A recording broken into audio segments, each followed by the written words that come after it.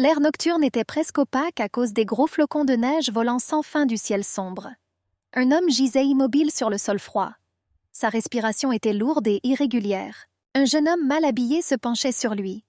Des larmes de désespoir coulaient sur ses joues sombres. Il secoua sans relâche son père menteur, tentant de redonner vie à son corps affaibli. Il y avait un silence tout autour. Cependant, soudain, des pas légers se firent entendre derrière le jeune homme. Une voix masculine alarmée demanda ce qui se passait. Le jeune homme se figea d'abord de surprise. Mais au bout d'une minute, il se jeta à genoux devant les passants en retard. Il a demandé de l'aide pour son père inconscient. Versant de grosses larmes sur la neige, le jeune homme demanda un abri. Craignant d'être expulsé, il réalisa que cette nuit pourrait être la dernière pour tous deux. Le destin était trop cruel envers le jeune homme et son père. Alors, maintenant, voyant la main tendue, le jeune homme se recroquevilla en boule. Il s'attendait à un coup ou à un coup de pied, n'importe quoi. Cependant, au bout d'un moment, ses yeux s'écarquillèrent d'étonnement. Le garçon sentit un nuage doux et chaud envelopper son cou. C'était une écharpe blanche moelleuse. Un homme grand et respectable l'enleva et le jeta autour du cou du garçon. Et maintenant, il se penchait avec sympathie sur eux, leur tendant la main secourable. Et derrière lui, une jeune femme leur souriait chaleureusement. Ces passants inattendus sont devenus de véritables anges pour le jeune homme et son père. Ils ont fourni abri et nourriture aux personnes défavorisées, devenant ainsi leur famille pendant de nombreuses années. Et bien des années plus tard, un vieil homme aux cheveux gris, le même jeune homme, s'inclina avec respect devant le portrait du couple. Son cou était à nouveau enveloppé dans une écharpe blanche comme neige, qu'il avait soigneusement conservée toutes ces années. En regardant la photo, il a mentalement remercié le noble homme pour son aide et son soutien, et il espérait pouvoir un jour lui rendre toute la chaleur et la gentillesse qu'il avait reçue. L'immense bâtiment de l'aéroport était inondé de lumière. Le répartiteur a de nouveau averti les visiteurs par haut-parleur d'un fort encombrement dans le deuxième terminal. Et en effet, une foule immense s'inquiétait derrière le ruban barrière.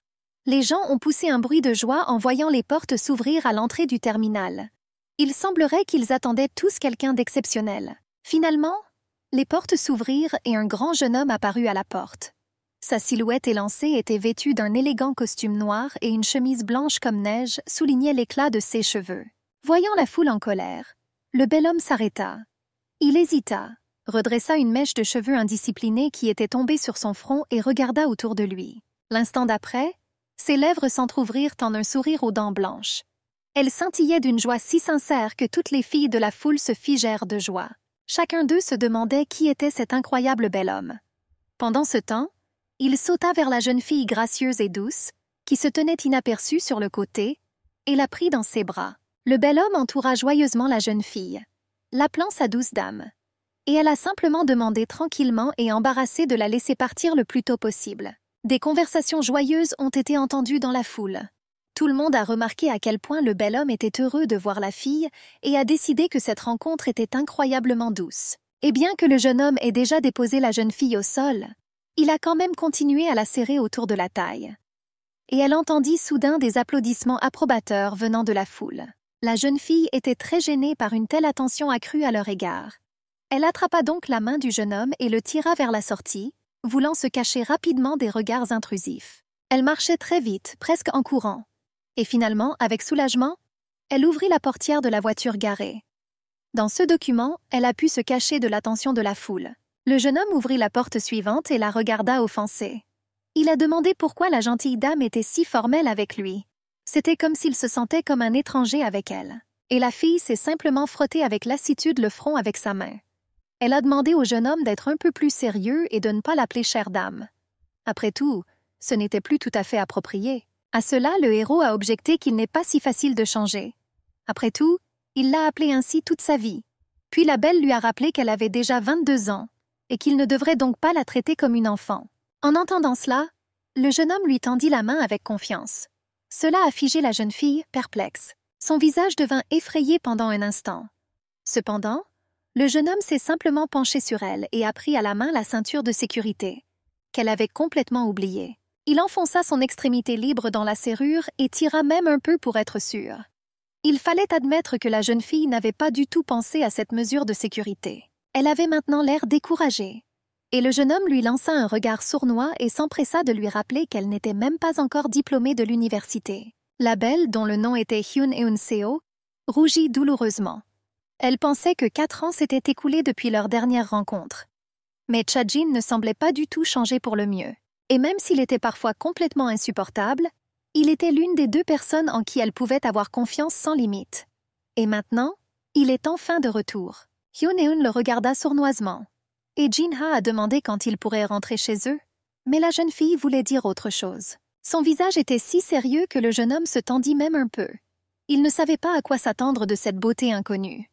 Et puis tout à coup, elle éclata de sourire et cria qu'il lui manquait beaucoup. Cela rappelait tellement à Jin-ha cette petite fille d'avant qu'une chaleur inattendue se répandit dans son corps. Finalement, il sentit qu'il était rentré chez lui. Il regarda attentivement Hyun-eun, qui était assise à côté de lui, et répondit chaleureusement qu'elle lui manquait aussi beaucoup. Et elle le regarda, et fut très heureuse que cet homme soit enfin revenu. Le voyage n'a pas été long. Bientôt, ils se trouvèrent devant les portes d'un grand manoir. Jin-ha salua joyeusement sa mère alors qu'elle ouvrait la porte. Et Hyun-eun lui a demandé poliment comment elle allait. Il souriait joyeusement en regardant la maîtresse de maison.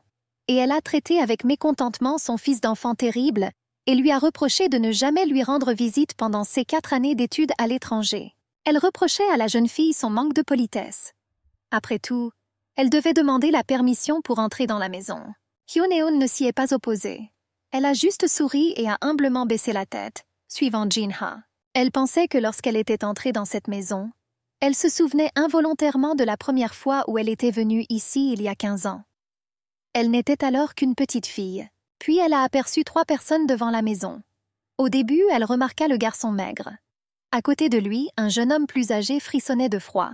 Mais son attention fut attirée par un grand homme aux cheveux gris, enveloppé dans un manteau chaud et une écharpe blanche comme neige. Il regarda avec enthousiasme la voiture qui approchait dans laquelle Hyun-eun était assis. Il semblait attendre cette rencontre avec beaucoup d'impatience. Par conséquent, il ne prête aucune attention au fait que les petits-enfants sont déjà gelés et demandent à attendre à l'intérieur. La petite Hyun-eun est sortie de la voiture. Debout sous la neige qui tombait, elle ne quittait pas des yeux le garçon sérieux et mince, aux cheveux noirs tombant indisciplinés sur son front. Et le grand vieillard lui tendit joyeusement les mains. Et la jeune fille fit un pas en avant, ne sachant pas encore comment toute sa vie allait maintenant changer. Bien plus tard, assis à table, le vieil homme a partagé ses souvenirs. Il a raconté comment les personnes qui l'ont hébergé ont sacrifié leur temps et leurs biens pour qu'il puisse survivre. Et même si personne ne l'a interrompu, de nombreux membres de la grande famille réunis à table étaient mécontents. Ils n'étaient pas intéressés à entendre cette histoire encore et encore. Ainsi, l'un des petits-enfants était assis avec une expression ennuyée sur le visage. Il ne comprenait pas pourquoi le vieil homme s'accrochait à ses souvenirs douloureux. Après tout, il était désormais président d'un grand groupe de société. Le jeune homme pensait que sans l'argent de sa famille et de son entreprise, il ne pourrait jamais devenir entrepreneur. Et maintenant, je n'aurai plus rien du tout. Il regarda Hyun-eun qui était assis en face de lui. Elle avait l'air plutôt calme et contente. Ce n'était pas surprenant, car pendant 15 ans, elle a été traitée de la même manière que tous les membres de sa famille. Et puis, il y a 15 ans, une véritable tragédie s'est produite. La famille fut soudainement frappée par la nouvelle du décès du jeune maître. Après la mort de son père, son fils unique, un jeune maître, partit pour la Russie, où il fonda une famille et trouva le bonheur. Cependant, presque toute la famille est décédée dans un accident de voiture. Et la seule personne à avoir survécu à ce terrible accident était une petite fille du jeune maître. Elle était complètement seule et n'avait nulle part où aller. Par conséquent, le vieil homme aux cheveux gris qui avait été ramassé gelé dans la rue voulait rembourser sa dette envers le destin et la famille qui l'avait hébergé. Cependant, lui-même était déjà trop vieux et trop faible. Il a donc envoyé son fils aîné chercher la fille. L'homme a dû se rendre dans un pays lointain et amener le bébé orphelin chez ses ancêtres. Le vieil homme a rappelé à quel point le sort de ce malheureux bébé était important pour lui. Et il a demandé à son fils d'être aussi délicat et attentionné que possible avec elle. Sans hésiter, il a pris un billet d'avion. Le fils n'a pas osé désobéir à son père. Ainsi, après quelques jours, la petite fille regarda ses nouveaux parents. Elle ressentait plutôt que voyait leur chaleur et leur amour. Par conséquent, elle s'avança sans crainte lorsque le grand vieil homme aux cheveux gris lui tendit les mains. Le fils aîné et sa jeune épouse, qui accompagnèrent la jeune fille, l'ont amenée au manoir familial. Pendant le voyage, ils se sont rendus compte que la fille était très douce et gentille. Cependant, le vieil homme était mécontent. Il pensait que son fils ne traitait pas le bébé avec suffisamment de respect. À son avis, elle occupait une position plus élevée que ses enfants et petits-enfants. Le fils et la femme restèrent silencieux. Et seul le petit-fils aîné, un jeune homme adulte au caractère difficile, a été assez surpris. Il pensait que les cérémonies honorifiques pour une petite fille seraient totalement inutiles. Cependant, même sa mère ne l'a pas soutenu et lui a demandé de garder le silence. Et le plus jeune petit-fils, un garçon mince aux cheveux noirs, s'est soudainement approché de la fille et s'est tenu en face d'elle. Soudain, figée d'étonnement, elle le vit agenouillé devant elle. La petite fille n'avait jamais rien vu de pareil auparavant. Elle fut encore plus surprise lorsque le garçon lui prit soigneusement la main et la pressa contre ses lèvres. Il n'y avait ni liberté ni impudence dans ce baiser, mais seulement du respect et de l'amour. La jeune fille se figea, ouvrant même la bouche de surprise. Dans son pays natal, la Russie, elle n'a jamais été victime d'un tel traitement. Et le garçon la regarda et sourit. Il la salua affectueusement, la qualifiant de chère dame. Et il insistait sur le fait que désormais c'était sa maison, et que tout le monde autour d'elle était sa famille. Et maintenant, 15 ans plus tard, assis à la table familiale, le petit-fils aîné se souvient comment son frère avait invité la petite fille à vivre ensemble. Alors ces mots parurent trop étranges pour le garçon. Il regarda son frère et Hyun-eun, son aîné, et réfléchit à combien ils avaient grandi au fil des années. Tout portait à croire que la question de fonder une famille pourrait bientôt se poser. Désormais, Hyun-eun ne ressemblait plus à cette fille effrayée et indécise. C'était désormais une belle jeune fille, presque une femme. Mais pour une raison quelconque, le petit-fils aîné n'enviait pas du tout son sort. Après un certain temps, un match de volley-ball était sur le point de commencer dans le gymnase de l'université locale. De nombreux fans étaient déjà rassemblés dans la grande salle lumineuse. Une fille mince, brune et courte, Lee Cherry, était assise sur le banc des fans, tenant des affiches pliées dans ses mains. Elle était tellement emportée qu'elle n'a même pas immédiatement entendu l'appel de son ami Hyun-eun. Et elle était sur le point de partir. Après tout, le sport ne l'intéressait pas beaucoup. Mais Lee Cherry tenait la main de son amie. Elle a rappelé qu'elle voulait vraiment voir l'un des gars, Cha Seung-hyun. Cependant, la jeune fille a répondu que cela s'était déjà produit. Mais tout a changé après que la chaîne a été inondée de nouvelles, selon lesquelles son héros avait été aperçu avec une nouvelle fille. Lee Cherry a ri avec mépris et a répondu qu'il y avait déjà eu beaucoup de telles nouvelles. Certes, cette fois, il s'agissait de la jeune actrice populaire Min Hee-young. Cependant, Lee Cherry pensait que Hyun-eun était beaucoup plus attirante et plus cool que n'importe quelle actrice. Elle était vraiment une amie fidèle et ne voulait pas que ses proches souffrent. De plus, elle se souvenait qu'au lycée, Cha Seung-hyun ne s'intéressait à rien d'autre que son ami et le volley-ball. Hyun-eun était d'accord avec cela, mais a répondu qu'ils n'étaient que des amis. Mais Lee Cherry ne le pensait pas du tout. Elle pensait qu'un simple ami ne se saoulerait pas et n'appellerait pas au milieu de la nuit parce qu'elle lui manquait. Et le lendemain matin, prenait soin d'un autre de manière démonstrative. C'est à cause du comportement de ce type qu'elle a cru qu'il était temps pour Hyun-eun de l'oublier et de passer à autre chose. Après tout, l'amour non partagé ne faisait que la tourmenter. Soudain, Lee Cherry a crié fort. Elle commença avec enthousiasme à dire à son amie qu'elle devrait prêter plus d'attention à Jin-ha. Et en réponse au regard perplexe de Hyun-eun, Lee Cherry a répondu joyeusement que Jin-ha et Cha Seung-hyun sont des parents éloignés, donc il est probablement beau aussi. Et il vient de rentrer en Corée. Occupées par la conversation, les filles n'ont même pas immédiatement remarqué le début du match. Cependant, l'excitation des fans s'est rapidement propagée à eux. Alors les amis se sont tus et ont commencé à regarder le match. Le ballon a survolé le filet, lancé par des coups puissants de gars grands et forts. La salle était remplie d'un bruit vif de voix et d'exclamations joyeuses. Même une personne éloignée du sport pourrait facilement remarquer que l'une des équipes était clairement plus forte que l'autre. Le ballon, envoyé avec des frappes habiles et bien ciblées, touchait le sol de plus en plus souvent. Finalement, le coup de sifflet final retentit. L'équipe en bleu, dirigée par Cha Seung-hyun, a remporté une victoire éclatante et a reçu le trophée de finaliste. Après avoir regardé le match, Hyun-eun conduisait sa voiture à travers la ville du soir. Elle regardait attentivement la route lorsqu'elle entendit soudain la sonnerie de son smartphone. C'était son amie Song-ji. Hyun-eun lui a dit qu'elle participait à une compétition de volley-ball avec son amie. Song-ji a déclaré qu'elle avait déjà entendu dire que l'équipe de Cha Seung-hyun avait gagné. Hyun-eun a répondu qu'elle regardait le match avec Lee Cherry et que maintenant elle était presque à la maison. Elle était un peu fatiguée et allait passer une soirée tranquille seule. Mais Sung-jin voulait savoir si Hyun-eun avait essayé de contacter Cha Seung-hyun. La jeune fille a répondu que c'était complètement inutile, car elle était probablement occupée à célébrer la victoire avec l'équipe. Elle a garé la voiture devant sa maison et a soupiré, ajoutant que les nouvelles d'aujourd'hui ne la rendaient pas du tout heureuse. Sung-jin a dit avec compréhension qu'elle avait également vu l'article sur l'actrice. Ensuite, Hyun-eun lui a tristement demandé si elle devait croire l'article. Et Song-ji a judicieusement répondu qu'un seul article n'est probablement pas suffisant pour oublier immédiatement quelqu'un. Song-ji elle-même était allongée sur le lit à ce moment-là, dégustant des chips. Elle a rappelé à Hyun-eun combien elle aimait regarder Cha Seung-hyun jouer à l'école. Et elle a ajouté que pendant la compétition, Hyun-eun l'admirait probablement et ne pensait pas au potin. Elle pensait qu'il serait préférable que la fille le rencontre ce soir-là et discute de tout. Hyun-eun a coupé le moteur et est sortie de la voiture. Elle répondit avec lassitude qu'elle ne voyait pas l'intérêt de révéler ses sentiments à un tel coureur de jupons. Soudain, le porte-clés avec la télécommande de la voiture lui a échappé des mains. La jeune fille a crié fort de surprise. Cependant, au même instant, la main de quelqu'un ramassa la télécommande et la remit dans la main de la jeune fille, la tenant dans la sienne. Hyun-eun leva les yeux vers son sauveur. Elle fut surprise de voir Cha Seung-hyun debout devant elle. Souriant, il lui tint la main dans laquelle était serrée la télécommande et dit joyeusement qu'il l'avait accidentellement attrapée. Le jeune homme a déclaré qu'il avait calculé l'heure à laquelle elle était censée rentrer chez elle. Par conséquent, je suis venue sans appeler et je ne me suis pas trompée. Hyun-eun-seo le regarda silencieusement.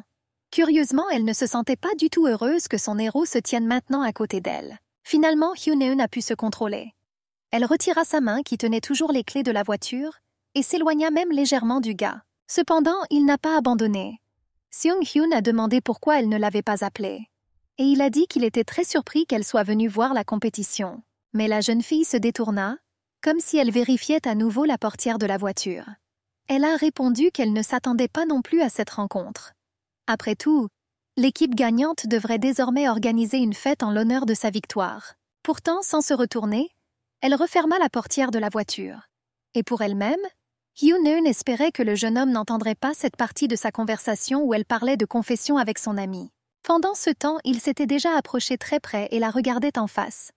Cha Seung a dit qu'il voulait organiser une fête privée rien que pour eux deux, et recevait les félicitations de Hyun-eun. Voyant l'indécision dans ses yeux, le jeune homme réalisa qu'il avait gagné. Puis il a dit que nous devrions nous dépêcher pour dîner et l'a appelé. Hyun-eun baissa les épaules avec découragement. Elle ne regardait pas Cha Seung-hyun, qui s'éloignait tranquillement et la regardait par-dessus son épaule. Et je pensais qu'il n'avait même aucun sentiment pour elle. Ce n'était qu'un autre caprice. La jeune fille a rappelé à quel point sa bien-aimée avait changé après avoir obtenu son diplôme d'études secondaires. Il semblait que recevoir le certificat l'avait changé pour toujours. Au début, elle essaya de le comprendre. Mais elle ne voyait devant ses yeux que des promesses creuses et des rencontres avec d'autres filles. Tout cela a duré 3 années interminables. Hyun-eun pensait qu'elle ne pouvait pas accepter le fait que tout était devenu différent. Et elle voulait vraiment clarifier la situation une fois pour toutes.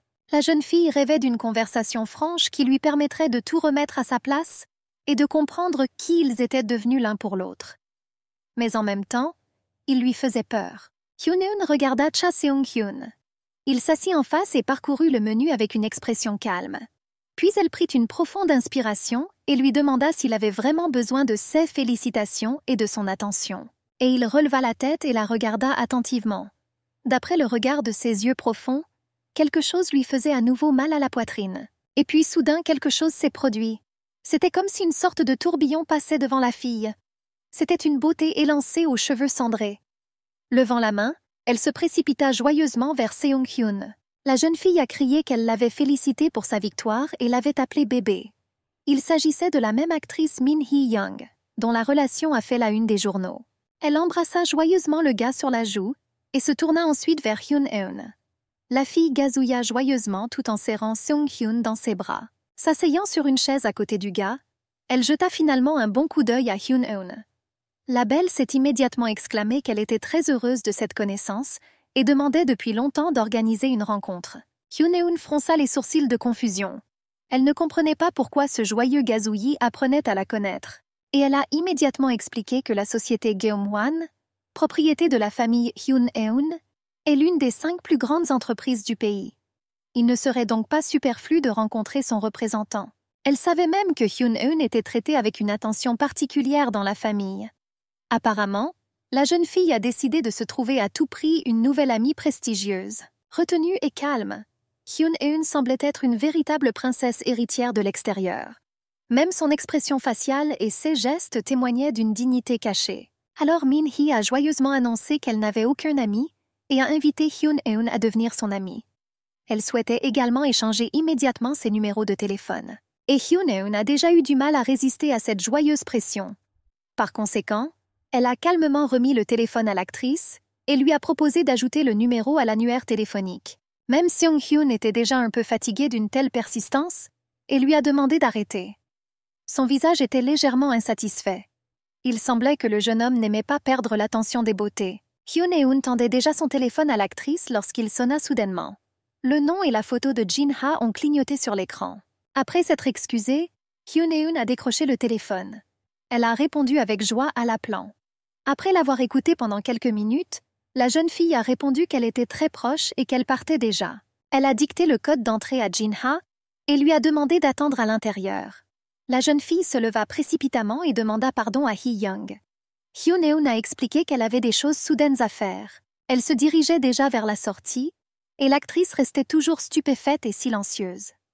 Quand soudain Seung-hyun lui a demandé avec colère de s'asseoir. Il lui rappela qu'il l'avait invitée à dîner et qu'il serait impoli de refuser. Hyun-eun se retourna et le regarda par-dessus son épaule. De façon inattendue pour le gars, elle a dit froidement que c'était une réunion entre lui et Hee-young, et elle s'est retrouvée ici par accident. La fille s'est dirigée vers la sortie, mais Seung-hyun l'a rattrapée et lui a attrapé la main. C'était assez grossier et étrange. D'une voix en colère, il commença à la réprimander pour avoir donné à Hyun-eun le code d'entrée de Jin-ha. Bien sûr, ils ont grandi ensemble, mais il était toujours un homme. Cependant, Hyun-eun l'a soudainement repoussé assez fortement. D'une voix pleine de colère, la jeune fille a demandé à Seung-hyun de s'exprimer avec plus de prudence. Après tout, elle considérait Jin-ha comme sa famille. Abasourdi par la rebuffade, le jeune homme a tenté de faire valoir qu'ils n'étaient pas demi-frères et sœurs. Cependant, il se tut rapidement sous le regard méprisant de Hyun-eun. Confus, il balbutia qu'il voulait dire quelque chose de complètement différent. Mais la jeune fille l'a arrêté en disant qu'il avait mal compris quelque chose et qu'il s'était trop permis. Elle se souvint brièvement du regard chaleureux et attentionné de Jin-ha, et la façon dont ils ont ri dans la voiture après s'être rencontrés à l'aéroport. Hyun-eun était absolument sûre que Jin-ha lui était cher comme personne d'autre dans ce monde. Et finalement, elle a dit que si elle entendait autre chose, ne serait-ce qu'une seule fois, cette réunion serait la dernière. Elle se retourna résolument et s'éloigna. Hyun-eun est arrivée chez elle au crépuscule. La vue de nombreuses fenêtres éclairées d'une lumière chaude la calmait toujours. À l'entrée de l'appartement, elle s'accroupit. Les chaussures élégantes de Jin-ha se trouvaient devant sa porte. En les regardant et en regardant ses gracieuses escarpins à côté d'elle, Hyun-eun pensait que cette vue la calmait toujours. Ces chaussures semblaient personnifier le lien invisible qui les unissait. Ouvrant la porte, elle se tenait sur le seuil. L'appartement était étonnamment calme, comme s'il était vide. Cependant, Jin-ha devait être ici quelque part. Et puis Hyun-eun l'a remarqué. L'homme était assis sur le canapé, la tête légèrement baissée. Une veste jetée avec désinvolture gisait à proximité. La fille s'approcha et remarqua alors seulement que Jin-ha s'était assoupi. Elle le regarda comme si elle le voyait pour la première fois. Soudain, Hyun-eun réalisa que comparé à Jin-ha, sa souffrance à cause de Seung-hyun semblait très stupide et ne signifiait rien. Et il semble que maintenant elle ait compris ce qui allait se passer ensuite. Hyun-eun s'est rapprochée encore plus et se tenait maintenant directement devant l'homme. Elle l'appelait affectueusement. Les yeux noirs sous une frange indisciplinée s'ouvrirent lentement, puis se refermèrent. Se penchant sur lui, Hyun-eun dit doucement qu'elle aimerait désormais une personne complètement différente. Cependant, Jin-ha dormait toujours et ne l'entendait pas. La jeune fille le regarda tendrement. Elle voulait en dire beaucoup plus, mais elle-même comprenait que parler à une personne endormie était plutôt étrange. En regardant le visage de l'homme, Hyun-eun remarqua qu'il avait l'air très fatigué. Apparemment, il est venu la voir directement du travail. Et même si c'était samedi, c'était pour lui un jour de travail normal. De retour d'études à l'étranger, Jin-ha a immédiatement trouvé un emploi dans la division automobile de la société Geumwan. À ce moment-là, son frère aîné Song-ha avait déjà suivi son propre chemin. Son activité de jeu n'était pas approuvée par la famille. C'est donc son jeune frère qui devait en assumer la responsabilité. Et maintenant, il travaille sans relâche, se donnant à fond pour l'entreprise familiale. Apparemment, la raison de l'extrême fatigue de Jin-ha résidait dans le désir d'apaiser la famille et de réparer son frère. Hyun-eun a pensé à cette injustice et son cœur s'est serré de sympathie. Soudain, sur le canapé, près de la main de l'homme endormi, elle remarqua un objet. En y regardant de plus près, elle réalisa qu'il s'agissait d'un livre de sa bibliothèque. Anna Karénine, de Léon Tolstoï. L'œuvre était dans la langue originale. Donc même Hyun-eun elle-même, qui parlait couramment le russe, avait du mal à la lire.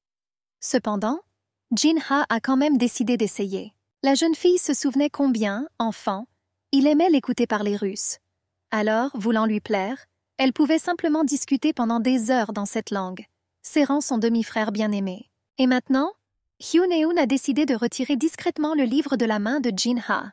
Elle tendit la main et se regarda soudain à nouveau en face.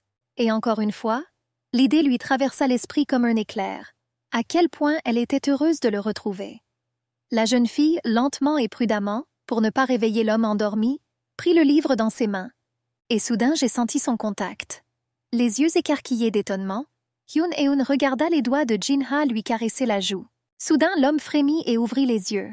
Il venait de sortir brusquement de son sommeil et réalisa soudain où sa main venait de se trouver. D'une voix rauque, il lui demanda ce qu'elle venait de dire. Et Hyun-eun recula brusquement devant lui. Rougissant d'embarras, elle balbutia qu'elle n'avait rien dit et proposa de ranger sa veste pour qu'elle ne se froisse pas. Après l'avoir accrochée à un cintre, la jeune fille revint et s'assit sur le canapé. Figée, le dos tendu, elle ne parvenait pas à décider comment se comporter. Et Jin-ha, la traitant encore une fois de gentille dame, lui a demandé si elle en disait trop pendant qu'il dormait. En riant, Hyun-eun a répondu qu'elle n'avait rien à lui reprocher. Elle avait presque surmonté son embarras, mais l'homme leva de nouveau la main.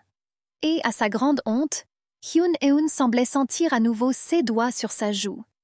Et c'était incroyablement agréable. Et il la regarda pensivement et dit qu'il n'était pas rentré chez lui depuis 4 ans et qu'il n'était même jamais venu la voir. Hyun-eun pourrait donc bien être offensé par lui pour sa longue absence. Et puis soudain, il lui caressa à nouveau la joue. En rougissant, la jeune fille entendit Jin-ha dire qu'il voulait vraiment venir le plus tôt possible pour être près d'elle. Il a fini par demander pardon à sa douce dame. Tout cela a un peu dérouté Hyun-eun. Par conséquent, la sonnerie soudaine du téléphone dans son sac à main ne faisait que la rendre heureuse. Elle attrapa le sac comme s'il s'agissait d'une bouée de sauvetage. Et dans sa tête, il n'y avait que des pensées selon lesquelles Jin-ha l'inquiétait bien plus qu'elle ne le pensait. Et la séparation a été trop longue. Elle décrocha le téléphone et commença à écouter. Et puis Jin-ha remarqua que la fille pâlit soudainement et demanda à nouveau. Grâce à ces questions de clarification, il réalisa que quelque chose était arrivé à son grand-père, le chef de la famille Cha. C'est ce qui a rendu Hyun-eun si excitée. Après tout, c'est grâce au vieil homme qu'elle a eu un avenir heureux. Sans hésitation, Jin-ha et Hyun-eun se mirent en route. Quelques minutes plus tard, anxieux, ils marchaient déjà dans le couloir de la clinique universitaire. Il y avait un homme debout à la porte d'une des chambres. C'était le secrétaire de mon grand-père, Monsieur Han.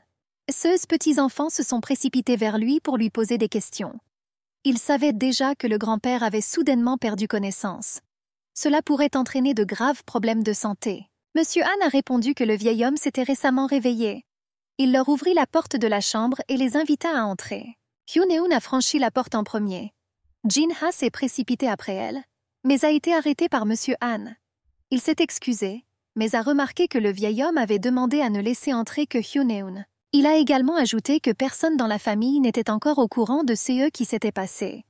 Et il a demandé de ne pas en parler jusqu'à ce qu'ils reçoivent des instructions particulières. Lorsque la fille s'arrêta avec hésitation et regarda en arrière, Jin-ha la rassura.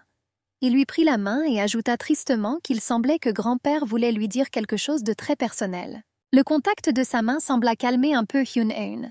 Elle hocha la tête et se tourna vers la porte, avec l'intention d'entrer. Pendant un instant, sa silhouette élancée resta hésitante sur le seuil. Et maintenant, la porte blanche et opaque se ferma silencieusement, la laissant entrer. Et Jin-ha s'occupait d'elle. À son visage imperturbable, il était impossible de comprendre quel ouragan d'excitation faisait rage à l'intérieur. En entrant dans la pièce, Hyun-eun s'arrêta. Directement devant elle, elle aperçut un grand lit sur lequel son bienfaiteur s'étendait, impuissant. En la voyant, le vieil homme se leva et lui tendit la main. Souriant légèrement, il se plaignit doucement qu'elle devait se rendre à l'hôpital pour voir le vieil homme. Hyun-eun le regarda et ne reconnut pas cet homme. Son grand-père avait toujours été si fort, majestueux et dominateur. Son cœur se serra de douleur lorsqu'elle le vit si faible et impuissant. La jeune fille tendit la main et prit sa main dans la sienne. Même les doigts du grand-père étaient déjà comme ceux de quelqu'un d'autre, faibles et tremblants. Caressant sa paume, elle baissa tristement la tête. Et son grand-père lui a dit qu'elle devait être heureuse et penser aux bonnes choses. Il s'inquiétait de savoir qui prendrait soin d'elle lorsqu'il devrait quitter ce monde. Et soudain, Hyun-eun a ressenti à nouveau la même chose que le jour de son arrivée. Elle ne comprenait pas pourquoi cet homme fort appelait une petite fille jeune maîtresse. Puis toute sa famille sembla apparaître devant ses yeux. Et puis Hyun-eun a pensé que son grand-père agissait comme si quelque chose allait se passer. Et ce n'était pas tout à fait bon. Secouant la tête, elle se retrouva de nouveau au chevet de son grand-père. Hyun-eun était confus. Elle comprenait déjà ce qui se passait. Mais elle chassa ses pensées de toutes ses forces. Et puis le grand-père reprit la parole. Il lui a demandé si elle accepterait d'écouter une seule de ses demandes. La jeune fille lui jeta rapidement un coup d'œil. À ce moment-là, elle était prête à tout pour son grand-père. Quelques jours plus tard, de nombreuses voitures de luxe faisaient la queue devant le manoir de la famille Cha. Il semblait que toute la famille était là. Le vieil homme, maigre et hagard, se tourna vers sa famille. Il a déclaré qu'il n'avait pas invité ses petits-enfants ce jour-là, mais qu'il avait seulement demandé à ses 3 fils et à leurs épouses de venir. Il voulait leur dire quelque chose de très important. Et maintenant, ses enfants attendaient à la petite table. Il y eut un silence douloureux. Le patriarche regarda autour de la foule. Il espérait vraiment que sa décision pourrait protéger son bien-aimé Hyun-eun, même après sa mort, qui était imminente. Finalement, le vieil homme parla. D'une voix ferme, il annonça que Hyun-eun allait bientôt devoir choisir un mari parmi ses 6 petits-enfants. Et dans 3 mois, le mariage aura lieu. En entendant cela, l'une des belles filles a eu la prévoyance de penser que seul Hyun-eun avait le choix. Et l'avis de son élu n'est pas pris en compte. C'était ce qu'elle avait espéré. Ainsi, l'avenir de Gumwon Corporation dépendait directement du choix de Hyun-eun Seo. Et 6 jeunes hommes ont dû se battre pour leur avenir confortable. Bien qu'en réalité, la lutte pour la place du fiancé de Hyun-eun Seo a commencé il y a assez longtemps. Il y a quelques années, le président Cha a convoqué M. Han. Il a travaillé pour le président pendant plus de 30 ans. Par conséquent, ce n'est qu'avec lui que M. Cha pouvait partager ses projets. Cependant, il ne pouvait pas savoir qu'ils étaient écoutés à la porte. La femme de chambre a entendu toute la conversation. Et contre une somme modique, elle a très volontiers partagé ce qu'elle avait entendu avec l'un des fils de M. Cha. C'est ainsi qu'ils ont découvert que leur père voulait épouser Hyun-eun Seo. À l'heure actuelle, l'entreprise est dirigée par le vice-président, le fils aîné de Kang-mu. Et le mariage de Hyun-eun pourrait changer considérablement l'ordre d'héritage dans la famille. Connaissant l'attitude de M. Cha envers sa petite-fille Hyun-eun, il était facile de comprendre qu'il approuverait n'importe lequel de ses choix et la soutiendrait de toutes les manières possibles.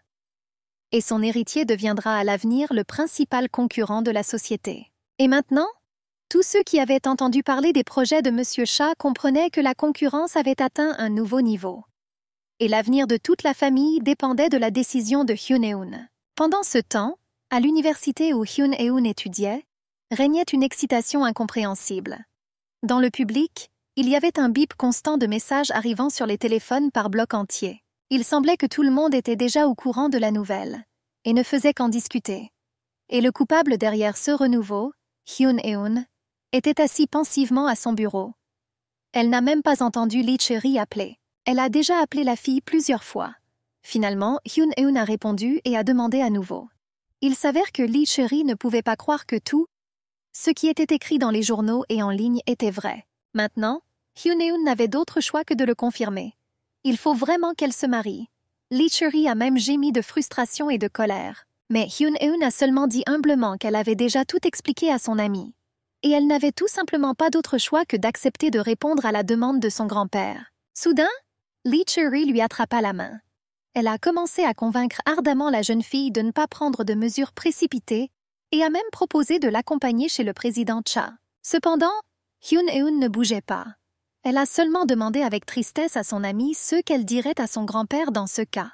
Et elle a répondu qu'elle devrait simplement lui dire la vérité, que Hyun-eun ne va pas encore se marier. Elle pensait que si Monsieur Cha accueillait la fille pour l'élever afin de rembourser la dette, alors il ne devrait pas la forcer. Selon elle, il aurait dû la traiter comme une princesse jusqu'au bout.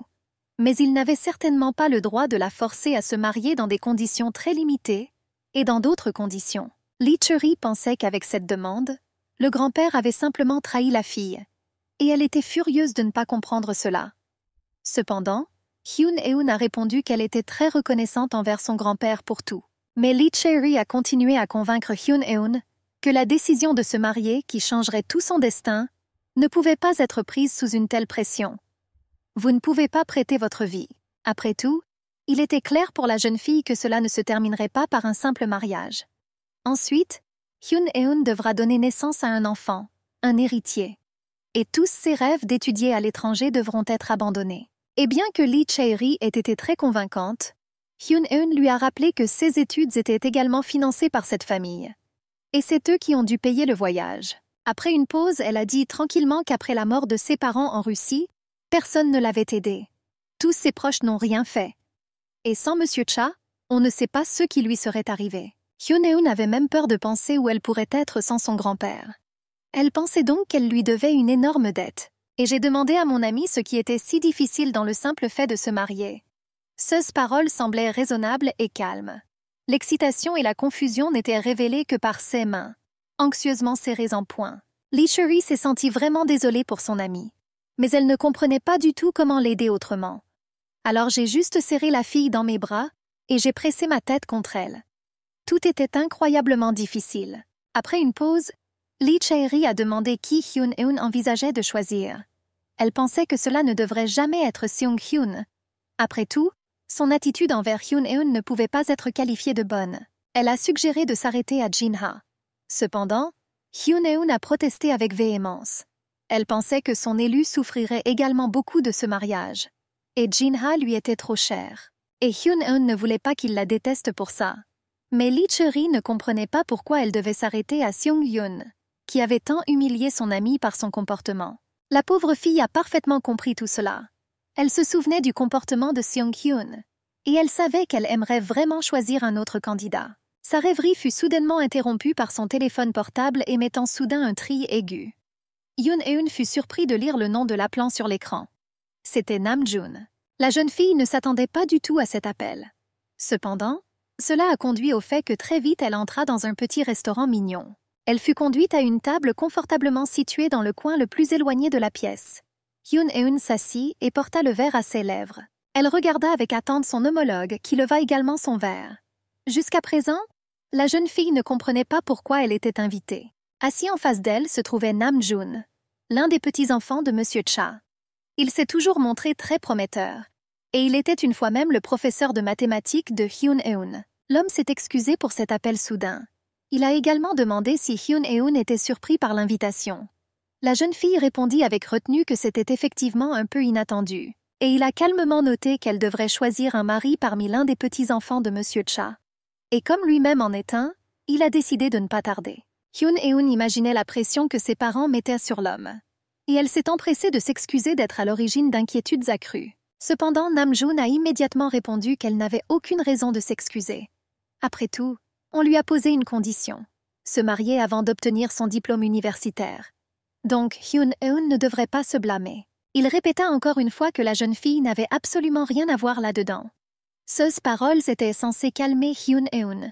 Toutefois, cela ne s'est pas produit. Après tout, l'homme la regardait sans ménagement. Hyun-eun se sentait un peu gênée sous son regard, et rougit même légèrement. Elle l'a simplement remercié doucement, l'appelant son professeur par habitude. Et Namjoon a soudainement admis qu'il y a plusieurs années, il n'aimait pas du tout travailler avec elle. Après tout, il était simplement paresseux. Il a dit qu'à l'époque, il avait trop de choses à faire. À quoi, de manière très inappropriée, s'est ajoutée une demande de tutorat pour Hyun-eun. Après tout, l'homme n'avait que 6 ans de plus qu'elle. En prononçant ces mots, Namjoon semblait transporté il y a plusieurs années. Il lui semblait que la même jeune fille était assise à la table en face de lui, entourée de manuels. Cependant, il cligna des yeux et vit de nouveau devant lui une jeune et belle femme de 25 ans. Maintenant, c'était un Yoon-eun complètement différent. L'homme dit lentement qu'à un moment donné, il s'était rendu compte que l'enfant assis devant lui n'était plus un enfant. Il la regarda attentivement dans les yeux et l'appela par son nom. Yoon-eun n'a même pas eu le temps de cligner des yeux lorsqu'un petit bouquet de fleurs élégants est apparu dans sa main comme sorti de nulle part. Ils étaient beaux et, dans une autre situation, elle les aurait certainement admirés. Cependant, la jeune fille était maintenant trop tendue. Pendant ce temps, Namjoon a déclaré qu'il ne l'avait pas invitée au restaurant parce qu'il y était forcé. Il lui tendit les fleurs et la regarda tendrement dans les yeux. D'une voix insinuante, l'homme lui a demandé s'il avait une chance. Yoon-eun ne comprenait pas de quoi il parlait au début. Elle prit le bouquet offert et lui demanda ce qu'il voulait dire par hasard.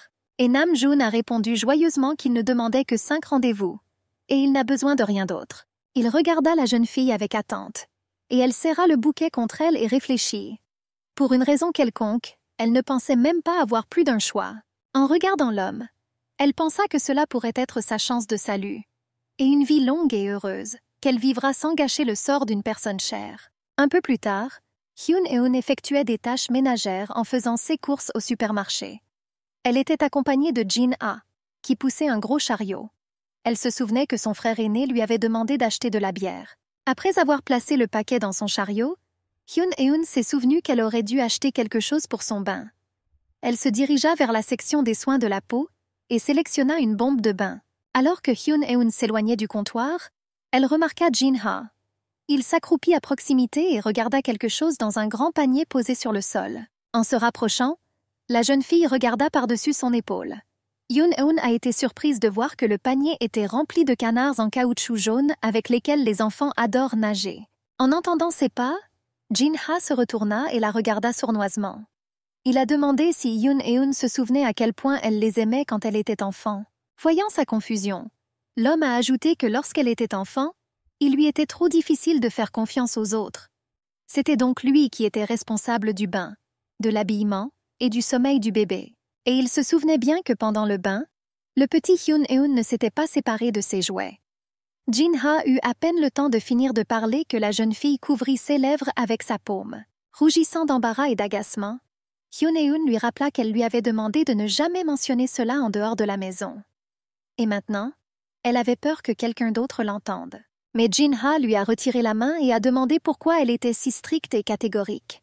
Après tout, il pensait que c'était un moment merveilleux qui laissait derrière lui des souvenirs chaleureux. Il a également ajouté qu'il ne regrettait pas le choix qu'il avait alors fait et ne le lui conseillait pas. Yoon-eun le coupa avec reproche, mais réfléchit à ses mots. La fille s'occupa de Jin-ha alors qu'il se dirigeait vers la voiture. Elle se demanda s'il voudrait devenir son élu. Elle était sûre qu'il avait également entendu parler de son prochain mariage.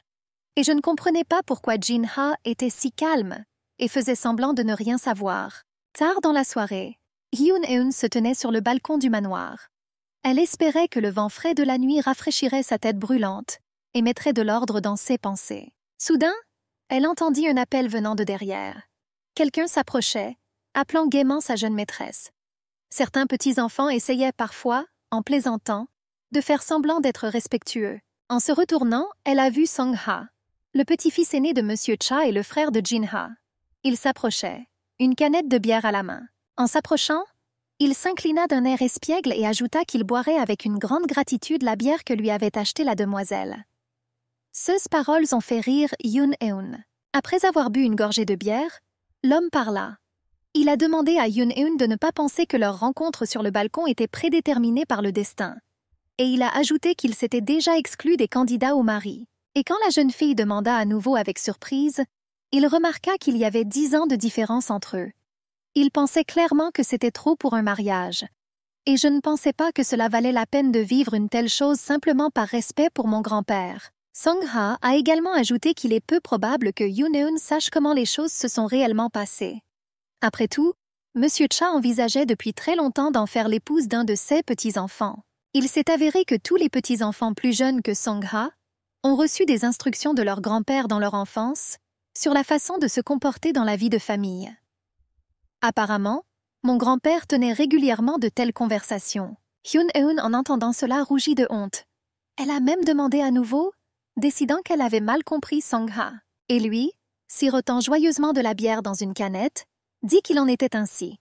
Et c'était le grand-père qui se considérait comme responsable de l'éducation de ses petits-enfants sur le mariage, les relations et le sexe. Hyun-eun se détourna, embarrassé. Et Song-ha a ajouté pensivement que le grand-père avait également enseigné la tolérance à ses petits-enfants. Et il a assuré que même après le mariage, vous ne devriez pas être jaloux de votre femme et la limiter en quoi que ce soit. Il s'est soudainement rattrapé et a remarqué que, très probablement, il n'avait pas du tout aidé Hyun-eun avec de telles histoires. Cependant, il a sobrement ajouté que personne n'a le choix. Après tout, mon grand-père a commencé à précipiter les choses après l'hôpital. Il a même sympathisé avec Hyun-eun, lui tapotant la tête une dernière fois. La jeune fille comprit que le petit-fils aîné disait tout cela très sincèrement. Finalement, il s'apprêta à partir. Et il lui a conseillé de respirer un peu plus d'air frais et de réfléchir, puis de rentrer ensuite à l'intérieur. En partant, Song-ha serra brusquement le pot vide et soupira. Il n'était pas une mauvaise personne et sympathisait sincèrement avec la jeune fille qui se trouvait dans une situation si difficile. Hyun-eun est restée seule sur le balcon. Elle réfléchit à ce qu'elle venait d'apprendre. Et j'ai pensé à mon accord hâtif pour répondre à la demande de mon grand-père. Maintenant, elle regrettait déjà de ne pas avoir demandé immédiatement de quoi il s'agissait. Et maintenant, il était trop tard pour reculer. Et la décision la plus difficile de la vie devait être prise tôt ou tard. Hyun-eun commença à monter les escaliers. Une minute plus tard, elle frappa à la porte d'une des chambres et demanda la permission d'entrer. C'était la chambre de Jin-ha. C'était à lui que Hyun-eun voulait parler. L'homme la salua joyeusement et l'invita à entrer. Il a dit qu'il était toujours heureux de voir sa chère dame. Hyun-eun entra dans la pièce et s'assit avec hésitation sur le bord du lit. Tout son courage sembla soudain s'évaporer quelque part. Agrippant le bas de sa robe avec ses mains, la jeune fille n'osait pas parler. Elle pensait qu'elle avait besoin de savoir ce que sa personne la plus proche pensait de ce mariage. Et elle avait besoin de le savoir avant de prendre une décision finale. Mais Hyun-eun ne pouvait pas dire un mot. Ensuite, Jin-ha lui-même a demandé avec surprise pourquoi elle ne parvenait pas à choisir un candidat. Hyun-eun rougit et l'homme dit que ce n'était pas une chose à laquelle il fallait sérieusement penser. Il ajouta fermement qu'elle devrait l'épouser. La jeune fille se figea sous le choc. Elle ne pouvait formuler qu'une vague question. Et Jin-ha lui a joyeusement rappelé combien de fois elle lui avait proposé lorsqu'elle était enfant. Déjà en riant, il ajouta qu'il pourrait être offensé. Après tout, elle courait si souvent après lui et l'appelait en mariage. Mais maintenant, elle a un peu grandi et refuse déjà ses paroles. Hyun-eun rougit d'embarras. Elle réalisa que Jin-ha plaisantait et avait honte de sa réaction. La jeune fille a dit qu'elle aimerait consulter très sérieusement. Elle a regardé l'homme droit dans les yeux et lui a demandé de répondre honnêtement, sans rien cacher. Elle voulait savoir s'il envisageait sérieusement de l'épouser. Et dès que l'homme ouvrit la bouche pour répondre, Hyun-eun ajouta rapidement qu'elle ne s'attendait pas à une simple compassion de sa part. Elle ne voulait pas épouser un homme qui ne ressentait rien pour elle. Après l'avoir écouté, Jin-ha a demandé avec surprise pourquoi elle pensait qu'il ne voulait pas l'épouser. Et la jeune fille a répondu qu'elle ne pensait pas que quiconque aimerait un mariage forcé. Jin-ha se tenait en face d'elle et commença à l'examiner attentivement.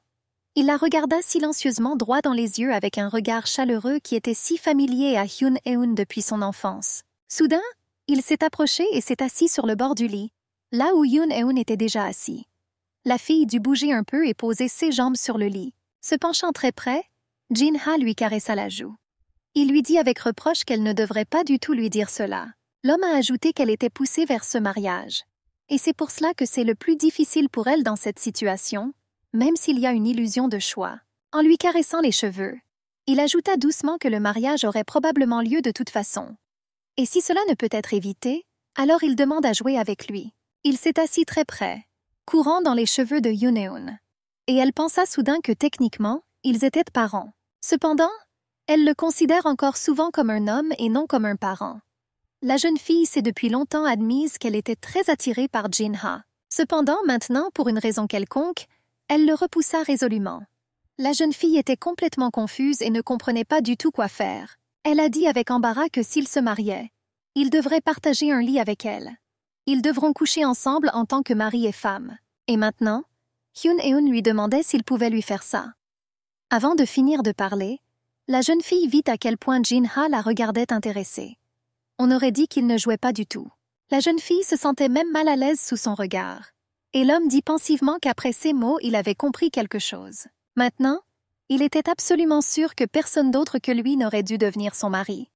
Bien qu'il ait dit cela avec un sourire, Yoon-eun sentait qu'il était complètement sérieux. Pendant ce temps, Jin-ha continuait. Il a ajouté qu'il ne pouvait laisser personne d'autre l'emmener au lit. Yoon-eun a d'abord pensé qu'elle n'avait pas entendu. Elle a même demandé à nouveau, surmontant son embarras. Et l'homme se pencha encore plus bas et parla encore plus doucement. Il a demandé comment quelqu'un d'autre osait l'approcher. Touchez-la. Il sauta brusquement du lit sur lequel il était assis et s'écarta. Cependant, il a ajouté qu'il ne pouvait permettre à personne de prendre sa précieuse dame. Yoon-eun rougit.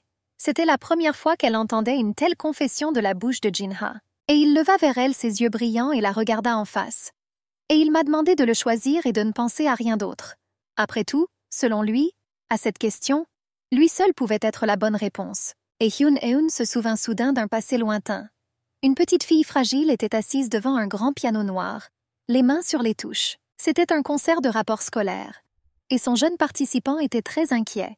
Cependant, sa prestation a été impeccable. Lorsque la petite Yoon-eun a terminé ses débuts et a quitté la salle, elle a vu son grand-père accompagné de ses petits-enfants. La jeune fille se précipita joyeusement vers eux. Elle était très heureuse que ses proches soient désormais venus la soutenir. Et comme une adulte, elle a reçu un énorme bouquet de fleurs. Et Jin-ha s'accroupit soudainement devant elle et lui prit la main. Il a dit que la chère dame était extraordinairement jolie. Et il lui a demandé, en utilisant « vous », pourquoi elle était inquiète. La petite fille rougit. Elle n'avait jamais vu une attitude aussi respectueuse envers les enfants auparavant. Et le fait que son idole Jin-ha se soit agenouillée devant elle était un miracle. En entendant leur conversation, les autres visiteurs se tenant à distance se mirent à chuchoter.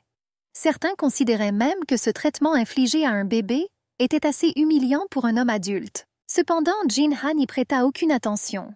Et M. Cha s'est également approché de la fille et lui a dit qu'il était très touché. C'était comme s'il avait assisté au spectacle d'un grand musicien. Cependant, soudain, une terrible ombre noire se pencha sur Yoon-eun. D'horribles mains couleur de nuit lui serraient douloureusement les poignets, et les gens qui se tenaient au loin assombrirent soudain aussi étrangement leur visage, et commencèrent à lancer des reproches. Ils l'appelaient avec mépris une princesse et une fille riche. Cependant, cela ressemblait à une malédiction. Il semblait qu'aucun d'eux ne comprenait cette attitude envers le bébé. Après tout, M. Cha et ses petits-enfants n'étaient même pas ses vrais parents. Yoon-eun a crié et a lancé le bouquet. Elle ne pouvait plus écouter ce terrible murmure sifflant. La jeune fille regarda autour d'elle et vit que son grand-père et ses petits-enfants se cachaient déjà au loin. Leurs silhouettes disparaissaient presque de la vue. Yoon-eun a couru après eux en désespoir de cause. Elle tendit la main et commença à appeler Jin-ha, comme elle le faisait souvent auparavant. Cependant, soudain, quelqu'un lui attrapa la main et la serra fermement. En tournant la tête, la jeune fille vit une fille inconnue aux yeux mauvais. Elle a demandé avec venin si Yoon-eun était vraiment si naïf. Comment pouvait-elle croire que ces gens la considéraient vraiment comme leur famille? La méchante fille a insisté sur le fait que puisque la fille était appelée maîtresse, elle devait se comporter en conséquence. Et gardez vos distances, comme il sied à une dame. Elle tendit la main et prit une des fleurs du bouquet que Yoon-eun lui avait offert. En mettant une fleur dans les cheveux de la jeune fille, la méchante fille a dit que la petite fille serait toujours l'intrus parmi eux. Puis elle a ri d'un air menaçant et a poussé Yoon-eun durement. La jeune fille ne s'y attendait pas du tout et tomba au sol en fondant en larmes. Elle sursauta violemment sous le coup et se réveilla brusquement. Oui, tout cela n'était qu'un cauchemar. Mais les rires dégoûtants et diaboliques résonnaient toujours dans mes oreilles. Et sur la table de nuit près du lit, le réveil se mit à sonner. Il était 9 heures du matin. Et bien sûr, Yoon-eun était dans son lit, dans sa chambre. Elle s'allongea sur le lit avec soulagement, sortant encore de son récent cauchemar. Et elle essaya de comprendre pourquoi elle rêvait soudain de ces temps lointains. Puis Yoon-eun regarda sa montre et s'assit brusquement sur le lit. Elle était presque en retard. Elle ferait mieux de se dépêcher. Se préparant rapidement, elle pensa qu'aujourd'hui tout cela était complètement inapproprié. Non seulement elle a dormi trop longtemps le jour d'un examen important, et c'est ainsi que j'ai fait ce terrible cauchemar. L'humeur de la jeune fille n'était pas du tout rose. La tête baissée, elle marchait lentement dans le couloir de l'université. Elle s'était déjà approchée du public, avait tourné la poignée et s'apprêtait à entrer. Cependant, elle se figea sur le seuil lorsqu'elle entendit des voix. En entendant son nom, Yoon-eun s'est arrêté devant la porte. Un homme de grande taille en survêtement bleu demandait à quelqu'un s'il allait vraiment épouser Yoon-eun Seo. Il a dit que tout le monde parlait de la façon dont le président Cha de la société Geumwan faisait inconditionnellement plaisir à sa petite-fille adoptive et l'honorait plus que ses propres petits-enfants. Il pensait qu'il serait tout à fait raisonnable de l'épouser pour avoir un avenir sûr. Et puis Hyun-eun a entendu la voix de Seong-hyun. Il a répondu qu'il en entendait constamment parler par ses parents depuis plusieurs années. J'ai donc demandé au moins à mon ami de ne pas me rappeler les mauvaises choses. Mais le gars en survêtement a laissé entendre qu'il ne voulait tout simplement pas rater une grande opportunité. Seong-hyun a fait remarquer avec colère qu'ils étaient tout simplement trop gourmands et voulaient l'utiliser. Il ne pensait pas que ce serait une bonne option. De plus, l'homme a joué au volleyball pendant de nombreuses années et n'avait pas l'intention d'abandonner ce sport pour diriger l'entreprise. Seong-hyun ne se sentait pas obligé d'abandonner son rêve à cause de l'avidité de quelqu'un d'autre. Et il a ajouté qu'il épouserait n'importe qui, mais pas Hyun-eun Seo. Son ami a ri et a dit qu'il comprenait maintenant pourquoi Seong-hyun s'était comporté de manière si dégoûtante ces derniers temps et agissait comme un coureur de jupons. C'était une simple protestation que de rester tranquille. Seong-hyun hocha simplement la tête en silence. Et l'ami a demandé pourquoi, dans ce cas, il était nécessaire de donner de l'espoir à Hyun-eun. Après tout, c'était une moquerie courante envers une fille. À cela, Seong-hyun haussa simplement les épaules et répondit que c'était amusant. En entendant ces mots, Hyun-eun, qui se tenait devant la porte, s'est précipité tête baissée. Et le jeune homme en survêtement a regardé Seong-hyun et a remarqué qu'avec son visage innocent, il était assez facile de tromper la fille. En fait, c'est ce qui s'est passé. Et Seong-hyun n'avait aucune intention de discuter. Il ne voyait rien de mal dans son comportement. Et Hyun-eun, fuyant le public, a rappelé sa surprise. Ensuite, elle ne pouvait pas comprendre pourquoi Seong-hyun avait tant changé à son égard. Elle ne pouvait même pas imaginer qu'elle trouverait la réponse à la question qui la tourmentait si terriblement. Mais elle pensait sérieusement à le choisir. Finalement, la jeune fille s'arrêta et s'appuya avec lassitude contre le mur. C'était terrible. Elle faisait tellement d'efforts pour être d'abord avec lui, puis pour l'oublier. Mais tout s'est avéré n'être qu'un jeu mesquin. Appuyant avec fatigue sa main contre le mur, Hyun-eun pensa que maintenant il semblait qu'elle serait capable d'arracher Seong-hyun de son cœur et de son âme. Elle imagina son visage. Elle crut même un instant avoir entendu sa voix qui l'appelait. Elle aurait certainement répondu plus tôt. Mais maintenant, tout était fini, et elle ne se retournera plus jamais. Essuyant les larmes qui montaient avec sa manche, la jeune fille prit une décision. Si Seong-hyun ne voulait pas la laisser partir, alors elle devait elle-même rompre avec lui. Mais peu importe les efforts déployés par Hyun-eun, elle ne pouvait s'empêcher de penser à la trahison de Seong-hyun. Un jour, elle était assise à une table dans un café et était à nouveau plongée dans ses pensées. Elle était tellement perdue dans ses pensées qu'elle ne remarqua même pas qu'on l'appelait par son nom. Et seulement après le 3e ou le 4e appel, la jeune fille reprit ses esprits. Elle se rendit compte qu'elle était assise, immobile, une tasse vide dans les mains. Et l'ancien professeur Nam-joon assis en face l'appelle. Il a pointé la jeune fille vers son téléphone. Il sonnait depuis quelques minutes, mais Hyun-eun n'avait rien entendu. Le professeur lui a demandé si elle voulait répondre. Il avait déjà tendu la main vers le téléphone pour le donner à la jeune fille, et en même temps pour voir qui l'appelait. Mais elle l'a devancé. Hyun-eun a vu le visage de Jin-ha sur l'écran avec une excitation étonnamment agréable. Elle s'est dépêchée de s'excuser auprès de Nam-joon et s'est dépêchée de répondre à l'appel. Et il la regarda pensivement. L'homme à l'autre bout du fil la salua joyeusement. Il pensait même qu'il n'attendrait pas de réponse. Alors il a immédiatement demandé s'il gênait. Hyun-eun a répondu avec retenue qu'elle n'avait tout simplement pas entendu le téléphone vibrer. Pour une raison quelconque, elle ne voulait pas que le professeur sache qui l'appelait. Cependant, Jin-ha sentit immédiatement que quelque chose n'allait pas. Il a demandé à la jeune fille ce qui était arrivé à sa voix, si quelque chose s'était passé. Sans le vouloir, Hyun-eun entendit à nouveau la voix de Seong-hyun dans sa tête.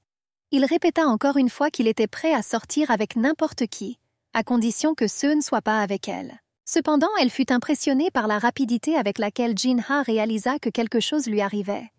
Il avait l'esprit très vif.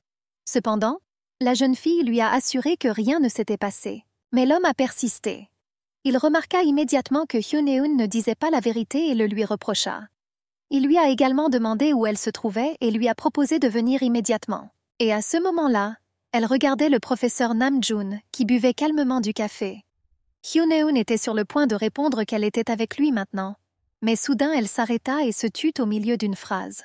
Elle pensa soudain que ces deux hommes étaient en fait des rivaux. et chacun d'eux sera désagréable d'apprendre l'existence de l'autre. Hyun-eun s'est donc excusée auprès de Jin-ha et a promis de rappeler à son retour chez elle. Elle s'est empressée de mettre fin à l'appel avant que cela ne devienne indécent. Pendant ce temps, Namjoon s'est levée de table et a suggéré de partir. Il lui semblait qu'elle n'était pas d'humeur à boire du thé. Il lui semblait même qu'il était un fardeau pour elle. Hyun-eun a remarqué sa tension et a pensé qu'il était en colère parce qu'elle était toujours distraite. Au début, j'y ai pensé, puis j'ai parlé au téléphone. Ce n'était pas vraiment sympa. Elle ouvrit la bouche pour s'excuser. Mais l'homme l'arrêta gentiment. Il lui a demandé si cela ne la dérangerait pas d'aller dans un endroit intéressant. Et il a promis de revenir immédiatement si cela ne lui plaisait pas. Hyun-eun hésita. Et il lui tendit la main et lui demanda si elle voulait bien l'accompagner. C'était déjà gênant de refuser. Namjoon l'a amenée à la jetée près du phare.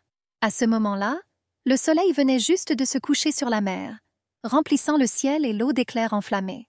C'était un spectacle fascinant. Pendant un certain temps, la jeune fille resta silencieuse et inhala avidement l'air frais et salé de la mer, admirant le coucher de soleil.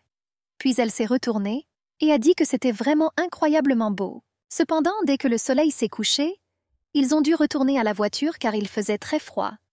L'air semblait devenir plus dense et le croissant brillant du mois émergeait lentement derrière les nuages. Namjoon se tourna vers Hyun-eun et remarqua que ses joues étaient rouges à cause du froid. Il tendit la main comme pour lui caresser le visage, mais la jeune fille le regarda avec surprise. Il s'est immédiatement éloigné et s'est excusé. L'enseignant Jun a également suggéré d'allumer le chauffage pour rester au chaud. Hyun-eun se sentait très mal à l'aise. Elle a promis à cet homme 5 rendez-vous, mais dès le premier d'entre eux, elle se sentait mal à l'aise. À cause de cela, elle se sentait même coupable. Pour apaiser la gêne, la jeune fille a demandé si elle avait trop chargé Namjoon ce jour-là. Elle comprit que ce n'était pas sa faute si elle ne l'aimait pas du tout. L'homme a répondu calmement qu'il avait lui-même planifié cette rencontre. Il semblait sentir que Hyun-eun était très tendue, donc il était aussi correct que possible. Namjoon a supposé qu'elle était simplement confuse quand ils sont allés si loin. Par conséquent, j'ai simplement remercié la fille d'avoir accepté. L'homme a alors suggéré de revenir et a demandé la permission d'accompagner Hyun-eun jusqu'à chez lui. Et elle ne voulait pas vraiment ça, mais elle ne trouvait pas de raison de refuser. La voiture s'est mise en mouvement. Namjoon regarda attentivement la route, et Hyun-eun pensa que cette soirée était assez similaire au rendez-vous le plus ordinaire. Elle a visité un endroit pittoresque avec un homme séduisant et galant. Oui, c'était un vrai premier rendez-vous, non pas d'une héritière influente, mais d'une fille ordinaire. La voiture se déplaçait doucement et sans à-coups. Une musique douce et agréable jouait, et Hyun-eun était complètement détendue. Elle s'est réchauffée et n'a même pas remarqué à quel point elle s'était assoupie. En se réveillant soudainement, la jeune fille réalisa que la voiture était déjà à l'arrêt. La musique jouait toujours doucement, mais il n'y avait personne sur le siège du conducteur. Hyun-eun ouvrit doucement la porte et sortit. Elle réalisa que la voiture était déjà garée devant chez elle. En regardant autour d'elle, elle remarqua finalement Namjoon. Il se tenait à l'entrée, lui tournant le dos, et ne la voyait pas. Soudain, il se tourna un peu et la jeune fille remarqua qu'il allumait une cigarette. L'homme a allumé son briquet à plusieurs reprises, et une faible lumière a illuminé son visage, scintillant dans les verres de ses lunettes. Hyun-eun se tenait assez loin, mais presque immédiatement elle sentit une forte odeur de fumée. Il s'avère que le professeur Namjoon fumait. Cette découverte ne la rendit pas du tout heureuse. Cependant, l'homme a ensuite sorti un téléphone portable de sa poche et l'a porté à son oreille. Avec un sourire désagréable, il dit à quelqu'un qu'elle était une orpheline ordinaire et pas du tout une héritière. Jetant avec irritation le mégot de cigarette par terre, il le piétina avec son pied et dit que toute la vie luxueuse de la jeune fille était assurée par un vieil homme faible d'esprit. Il était clair qu'il était très en colère à ce sujet. Après avoir écouté son adversaire, Namjoon a ajouté qu'il était déjà fatigué de tout, mais qu'il avait presque atteint son objectif. Et il a dit que la douce héritière dormait maintenant, se prélassant, dans sa voiture. En pensant au voyage au phare, le professeur a dit avec suffisance que 5 rendez-vous ne seraient pas nécessaires. Il pensait que tout ce qu'il avait à faire était de saouler un peu Hyun-eun et de la persuader. Et quand ils lui ont demandé quelque chose, l'impudent a répondu qu'il avait déjà préparé quelque chose de très impressionnant. Selon lui, il allait commencer à élever la fille au lit. Il termina et raccrocha, sans toujours se retourner. Cependant, tout à coup, j'ai entendu des pas derrière moi. C'était Hyun-eun, qui le regardait avec mépris et ressentiment. Elle lui demanda s'il avait déjà terminé sa fascinante conversation. D'après son ton, l'homme réalisa qu'elle avait tout entendu. La jeune fille se tourna pour partir. Cependant, il se précipita après elle, avec l'intention de la retenir. Namjoon a insisté sur le fait qu'il y avait un malentendu, mais elle a tout mal compris. Mais Yoon-eun s'est fermement éloigné et a dit qu'il était trop négligent. Après tout, de telles conversations ne devraient pas avoir lieu par téléphone. Elle a ajouté qu'écouter cela était embarrassant et complètement désagréable. Et lorsque l'homme a demandé à l'écouter, la jeune fille n'a pas voulu d'explication et lui a demandé de partir au plus vite. Voyant qu'il n'avait pas l'intention de partir, Yoon-eun lui a demandé s'il avait pensé aux conséquences.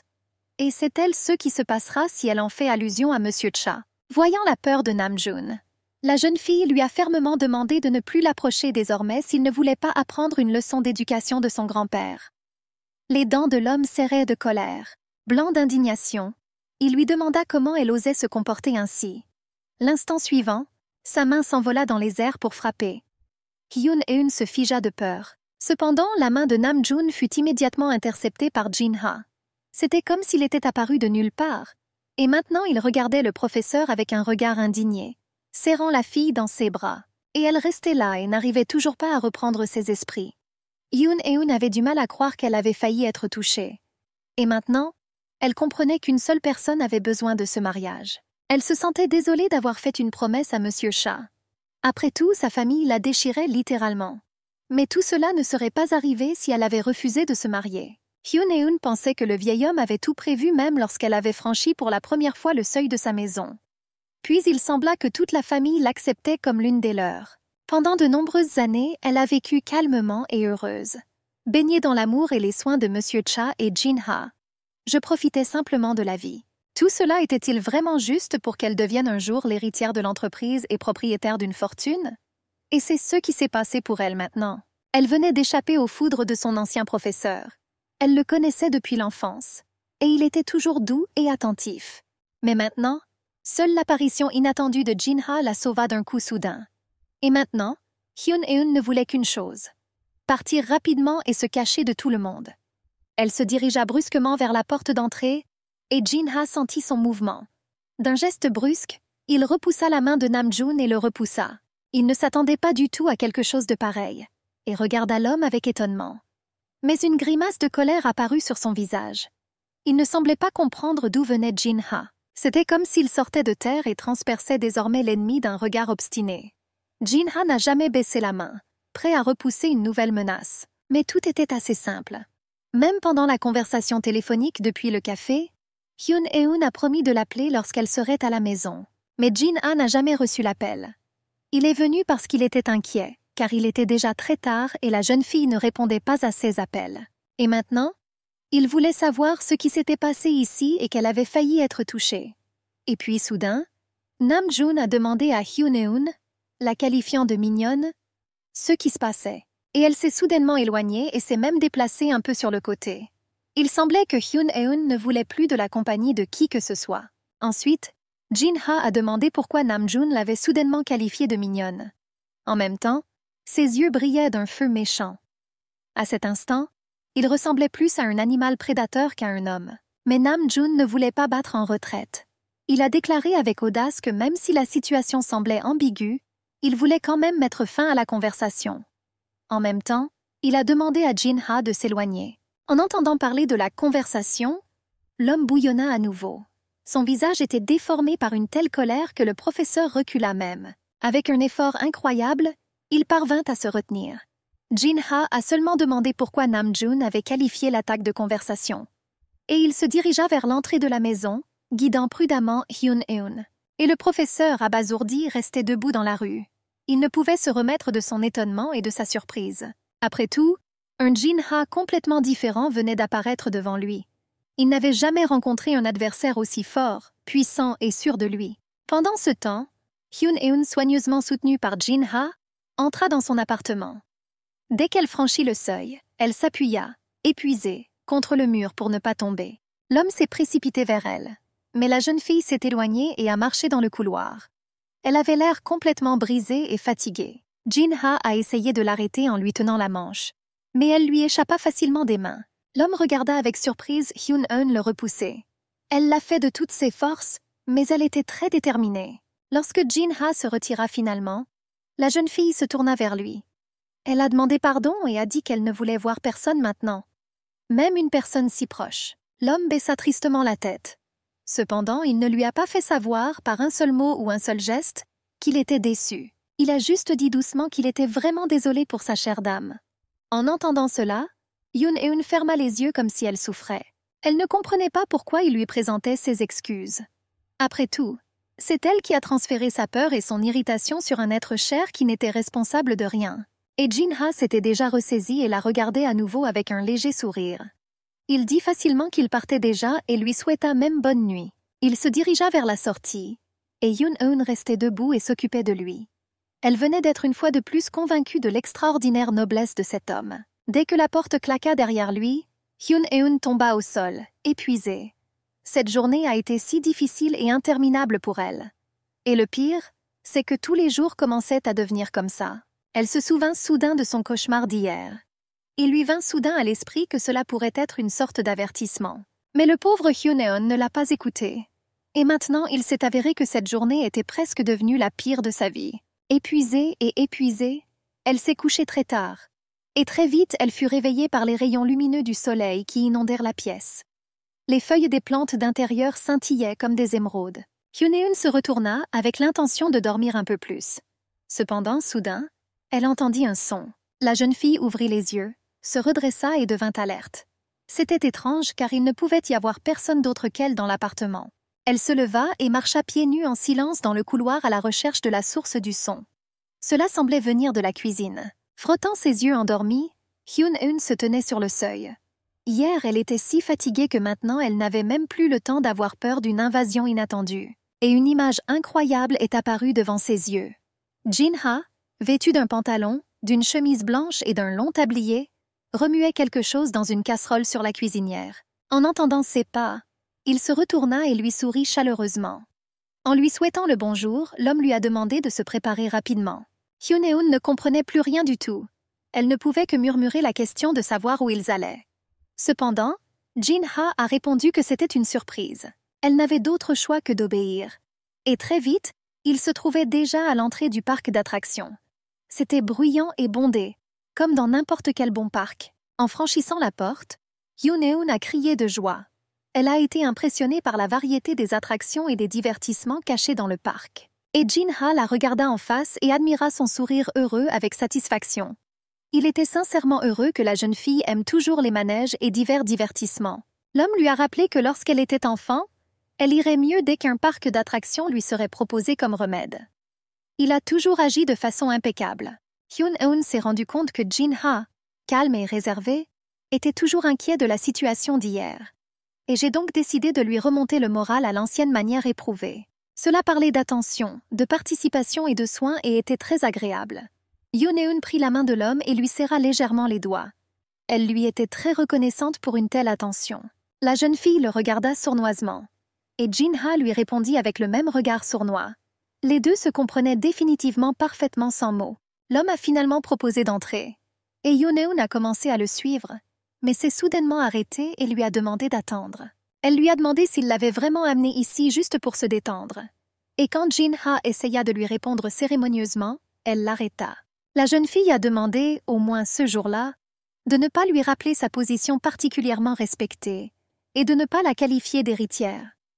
Cependant, il était difficile pour l'homme d'être d'accord avec cela. Mais Yoon-eun n'a pas reculé. Elle tenait Jin-ha par le bord de sa cape et le persuadait de lui parler comme une fille ordinaire pendant au moins une journée. Ils se disputèrent si fort que même deux filles à proximité s'y intéressèrent. Au début, ils tournèrent seulement la tête dans leur direction, mais bientôt ils parlèrent de toute leur force. De leurs échanges calmes, Yoon-eun réalisa que Jin-ha avait attiré leur attention par son apparence élégante et sa beauté. Et elle a décidé de prendre un risque. La jeune fille lui barra le chemin et le regarda hardiment droit dans les yeux. L'homme la regarda, perplexe, et elle dit soudain que ce n'était pas du tout une demande. Et son ton était si inconnu, mais confiant et autoritaire, que Jin-ha était embarrassé. Cependant, il s'est immédiatement ressaisi et a immédiatement demandé s'il s'agissait d'un ordre. Yoon-eun était même un peu confus par la rapidité de sa réaction. De plus, elle ne comprenait pas pourquoi l'homme posait cette question avec un visage si satisfait. Il semblait qu'il attendait juste qu'elle commence à commander. Ils se tenaient là, au milieu de la place, et se regardaient. Des gens joyeux et heureux se précipitaient, et ces deux-là se regardaient toujours. Enfin, Jin-ha a promis que cette journée se déroulerait sous le thème de la communication informelle et de l'égalité totale. C'est exactement ce dont parlait Yoon-eun. Elle est déjà très fatiguée des cérémonies. Ils étudièrent le plan du parc d'attractions et commencèrent à essayer les manèges un par un. Bien sûr, la première était une montagne russe, où la jeune fille criait littéralement de joie. Jin-ha essaya de deviner tous ses souhaits. Dès qu'elle jeta un coup d'œil regrettable au présentoir de glace, il lui tendait déjà un délicieux cornet. Les animateurs, voyant l'intérêt de la jeune fille, commencèrent à rivaliser pour proposer toujours plus de nouvelles attractions. Et Jin-ha n'a rien refusé. Alors qu'il passait devant le champ de tir, le regard de Yoon-eun fut soudainement attiré par une peluche en forme d'ours mignon. Et après quelques minutes, l'homme a éliminé tous les points. Elle n'a même pas eu le temps de cligner des yeux avant que l'ourson ne lui soit présenté avec un arc. Et c'était comme ça partout. Il est devenu clair que Jin-ha n'allait rien refuser à la fille. Avec une patience et une humilité sans précédent, il m'a même laissé essayer un drôle de bandeau avec un nœud rouge et blanc avec des étoiles. L'homme n'a pas prononcé un mot au mépris de Yoon-eun. Elle-même portait déjà un bandeau similaire. Seulement, il a été réalisé sous la forme d'un drôle de gros requin, apparemment mordant la tête. La jeune fille a dû admettre que tout lui va bien. Avec un clin d'œil sournois, Yoon-eun a proposé à l'homme de lui acheter un tel bandeau. Mais bien entendu, il s'est empressé de refuser. Au même moment, Jin-ha faillit l'appeler à nouveau madame, mais se tut juste à temps. Cependant, Yoon-eun a réussi à entendre le début du discours et a fait la moue enjouée, comme offensée. Elle a rappelé à l'homme qu'il avait promis d'oublier toutes les formalités ce jour-là, et elle a clairement fait savoir qu'elle espérait vraiment qu'il tiendrait sa promesse, comme il l'avait toujours fait. Jin-ha n'avait d'autre choix que d'acquiescer, même s'il était visible que le respect de cette condition exigeait encore une certaine tension de sa part. En même temps, Yoon-eun a apprécié son dévouement. Elle regarda l'homme triste et remarqua soudain que parfois il essayait de se passer de mots pour ne pas rompre sa promesse. Et maintenant, il choisit simplement de hocher la tête. La jeune fille était encore en train de trier les bandeaux sur le stand de l'une des tentes, et Jin-ha se tenait à proximité. Soudain, plusieurs enfants se mirent à courir rapidement autour de la place, tout près. Et bien que leurs parents leur aient demandé d'être prudents et de ne pas courir trop vite, personne ne les a écoutés. Les enfants riaient joyeusement et semblaient complètement heureux. De manière inattendue pour elle-même, Yoon-eun a soudainement décidé d'essayer également de ressentir ce bonheur absolu. Elle décolla et se précipita rapidement. Soudain, elle a accidentellement lâché le ruban attaché à un gros ballon jaune vif. Levant les yeux vers lui, la jeune fille trébucha et faillit tomber. La balle s'envola vers le haut, se précipitant dans le ciel bleu serein. Et Yoon-eun se leva, soigneusement soutenu par les bras puissants de Jin-ha. Il a réussi à la rattraper et à l'empêcher de tomber. Et maintenant, ils se retrouvèrent au milieu de la place. Seulement cette fois, la jeune fille était déjà dans ses bras et ne voulait pas du tout s'éloigner. Elle regarda l'homme avec des yeux heureux, et il a soigneusement demandé si tout allait bien pour elle. Et il a suggéré de se tenir la main pour ne pas se perdre dans la foule. Puis ils marchèrent ensemble. Jin-ha lui tenait fermement la main, la guidant. Et Yoon-eun pensait que maintenant l'absence de formalité semblait tout à fait naturelle. Passant d'une attraction à l'autre, ils ont passé toute la journée dans le parc. Le crépuscule tombait imperceptiblement, et le parc brillait de lumière vive, devenant encore plus beau. Yoon-eun était assis sur un banc en face du grand carrousel, se détendant et observant sa rotation calme et tranquille. Jin-ha s'écarta tranquillement. 1 minute plus tard, il se tenait de nouveau à côté d'elle, lui tendant une énorme boule de barbe à papa. Encore une fois, cela m'a été très utile pour retrouver mes forces. Voyant Yoon-eun regarder le carrousel, il lui demanda si elle voulait faire un tour. Mais la jeune fille a répondu qu'elle semblait très belle. Maintenant, elle avait besoin de repos. Il restait silencieux, respirant l'air frais du soir. Soudain, des voix se firent entendre derrière moi. Yoon-eun se retourna. Il s'agissait de 3 adolescentes vêtues d'uniformes scolaires. Ils se sont excusés du dérangement et ont demandé à être photographiés. Bien entendu, il était impossible de les refuser. Jin-ha a pris l'appareil photo et a pris quelques clichés. Après quelques minutes, les photos étaient prêtes. Les filles ont commencé à regarder les photos et l'une d'elles a suggéré à Jin-ha de les prendre également en photo. Hyun-eun savait que les hommes n'aiment généralement pas être photographiés, alors elle a déjà commencé à remercier et à refuser. Soudain, Jin-ha, avec un large sourire, demanda à la jeune fille de les prendre en photo. Pendant qu'elle s'éloignait, l'homme s'est rapproché de Hyun-eun et lui a pris la main. On aurait dit qu'ils rêvaient juste d'une photo ensemble. Hyun-eun était un peu gênée et a demandé doucement pourquoi il faisait ça. Après tout, elle savait qu'il n'aimait pas faire quelque chose de pareil. Cependant, Jin-ha la regarda et répondit fermement qu'il voulait que quelqu'un prenne une telle photo. En même temps, il était clair qu'il s'agissait d'un désir tout à fait conscient et sincère, et non d'un jeu. Il regarda Hyun-eun avec un regard si étrange que, pour une raison quelconque, elle se sentit soudain un peu chaude, malgré la fraîcheur de la soirée. Il y avait trop de choses intéressantes cachées au fond de ses yeux. Finalement, la jeune fille était prête à filmer. Elle leur a demandé de ne pas bouger et a cliqué plusieurs fois sur le bouton. Sur la photo qui est apparue, sur fond d'un carrousel bien éclairé, 2 personnes se tenaient debout avec des visages heureux. Quelques minutes plus tard, les haut-parleurs du parc annoncèrent la fermeture imminente. Cependant, Jin-ha et Hyun-eun avaient encore du temps. L'homme a donc finalement proposé de monter sur autre chose. Il a accidentellement recommencé à parler à la jeune fille de manière très polie et cérémonieuse. Hyun-eun réalisa que c'était encore plus familier et plus facile pour lui. Elle regarda sournoisement Jin-ha, qui avait encore un peu rompu sa promesse. Cependant, la jeune fille a décidé de ne rien dire pour ne pas gâcher le moment. Après réflexion, elle a finalement proposé de faire un tour sur la grande roue. C'était une immense structure, où chaque stand était inondé d'une lumière douce et confortable et faisait signe. La roue commença à tourner lentement, et Hyun-eun s'appuya contre la vitre. Le parc scintillant de lumière ressemblait à une décoration précieuse, et la jeune fille pensa que la journée d'hier lui paraissait maintenant comme un rêve. Elle a regardé les lumières vives, écouté de la musique joyeuse et s'est rendue compte que la vie était merveilleuse, même malgré les rares moments désagréables. Jin-ha, qui l'admirait, l'appela doucement. Lorsque la jeune fille le regarda d'un air interrogateur, il lui demanda soudain de ne pas trop faire confiance à ses proches et de n'écouter que son cœur. Et il lui a demandé à qui elle pensait en premier. Hyun-eun a déclaré avec embarras qu'elle pensait le plus souvent à son grand-père, Monsieur Cha, et à lui-même. Cela ressemblait presque à une confession. Ensuite, Jin-ha a dit que vous ne devriez pas trop écouter les autres, car cela ne pourrait que vous dérouter. Il lui a conseillé de choisir uniquement l'option qui lui plaisait, sans égard aux autres. Et finalement, il a ajouté discrètement que même si elle choisissait quelqu'un d'autre, il accepterait son choix. Mais il la protégera toujours et partout. Ces mots apportèrent un soulagement inattendu à Hyun-eun. En fait, c'est exactement ce qu'elle pensait depuis le début. Depuis son enfance, elle savait qu'il y avait une personne en qui elle pouvait avoir confiance toute sa vie, et qui le chérira plus que tous les autres. Et elle n'a toujours vu que Jin-ha comme cette personne. Seul Hyun-eun l'a toujours imaginé à côté d'elle. Cependant, la jeune fille craignait que ce mariage forcé, associé à d'énormes obligations, ne détruise leur chaleur et leur amour. Elle ne voulait pas que cet homme le regrette. Jin-ha a répondu qu'il était absolument sûr qu'il ne le regretterait jamais.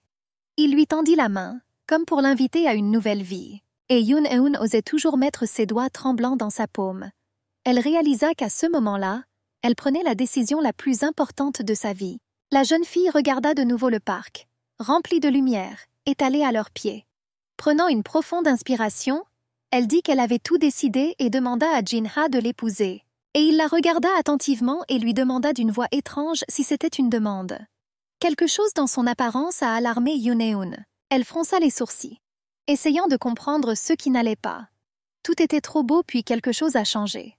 La réaction de l'homme fut étrange. Et puis, soudain, cela lui est venu à l'esprit. Elle lui serra la main et, d'une voix sévère, exigea qu'il se marie définitivement. Et elle a annoncé que ce n'était pas une demande. Voyant à quel point son visage se détendit, la jeune fille réalisa qu'elle avait compris son jeu. Jin-ha voulait juste qu'elle donne des ordres au lieu de demander. Et maintenant, il a dit qu'elle n'aurait pas à commander 2 fois. L'homme tomba à genoux et serra doucement sa main dans sa paume. Hyun-eun semblait avoir une impression de déjà-vu.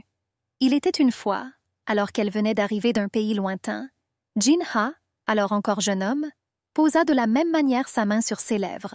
Et juste comme alors, il a de nouveau dit qu'il ferait tout comme le souhaitait sa chère dame.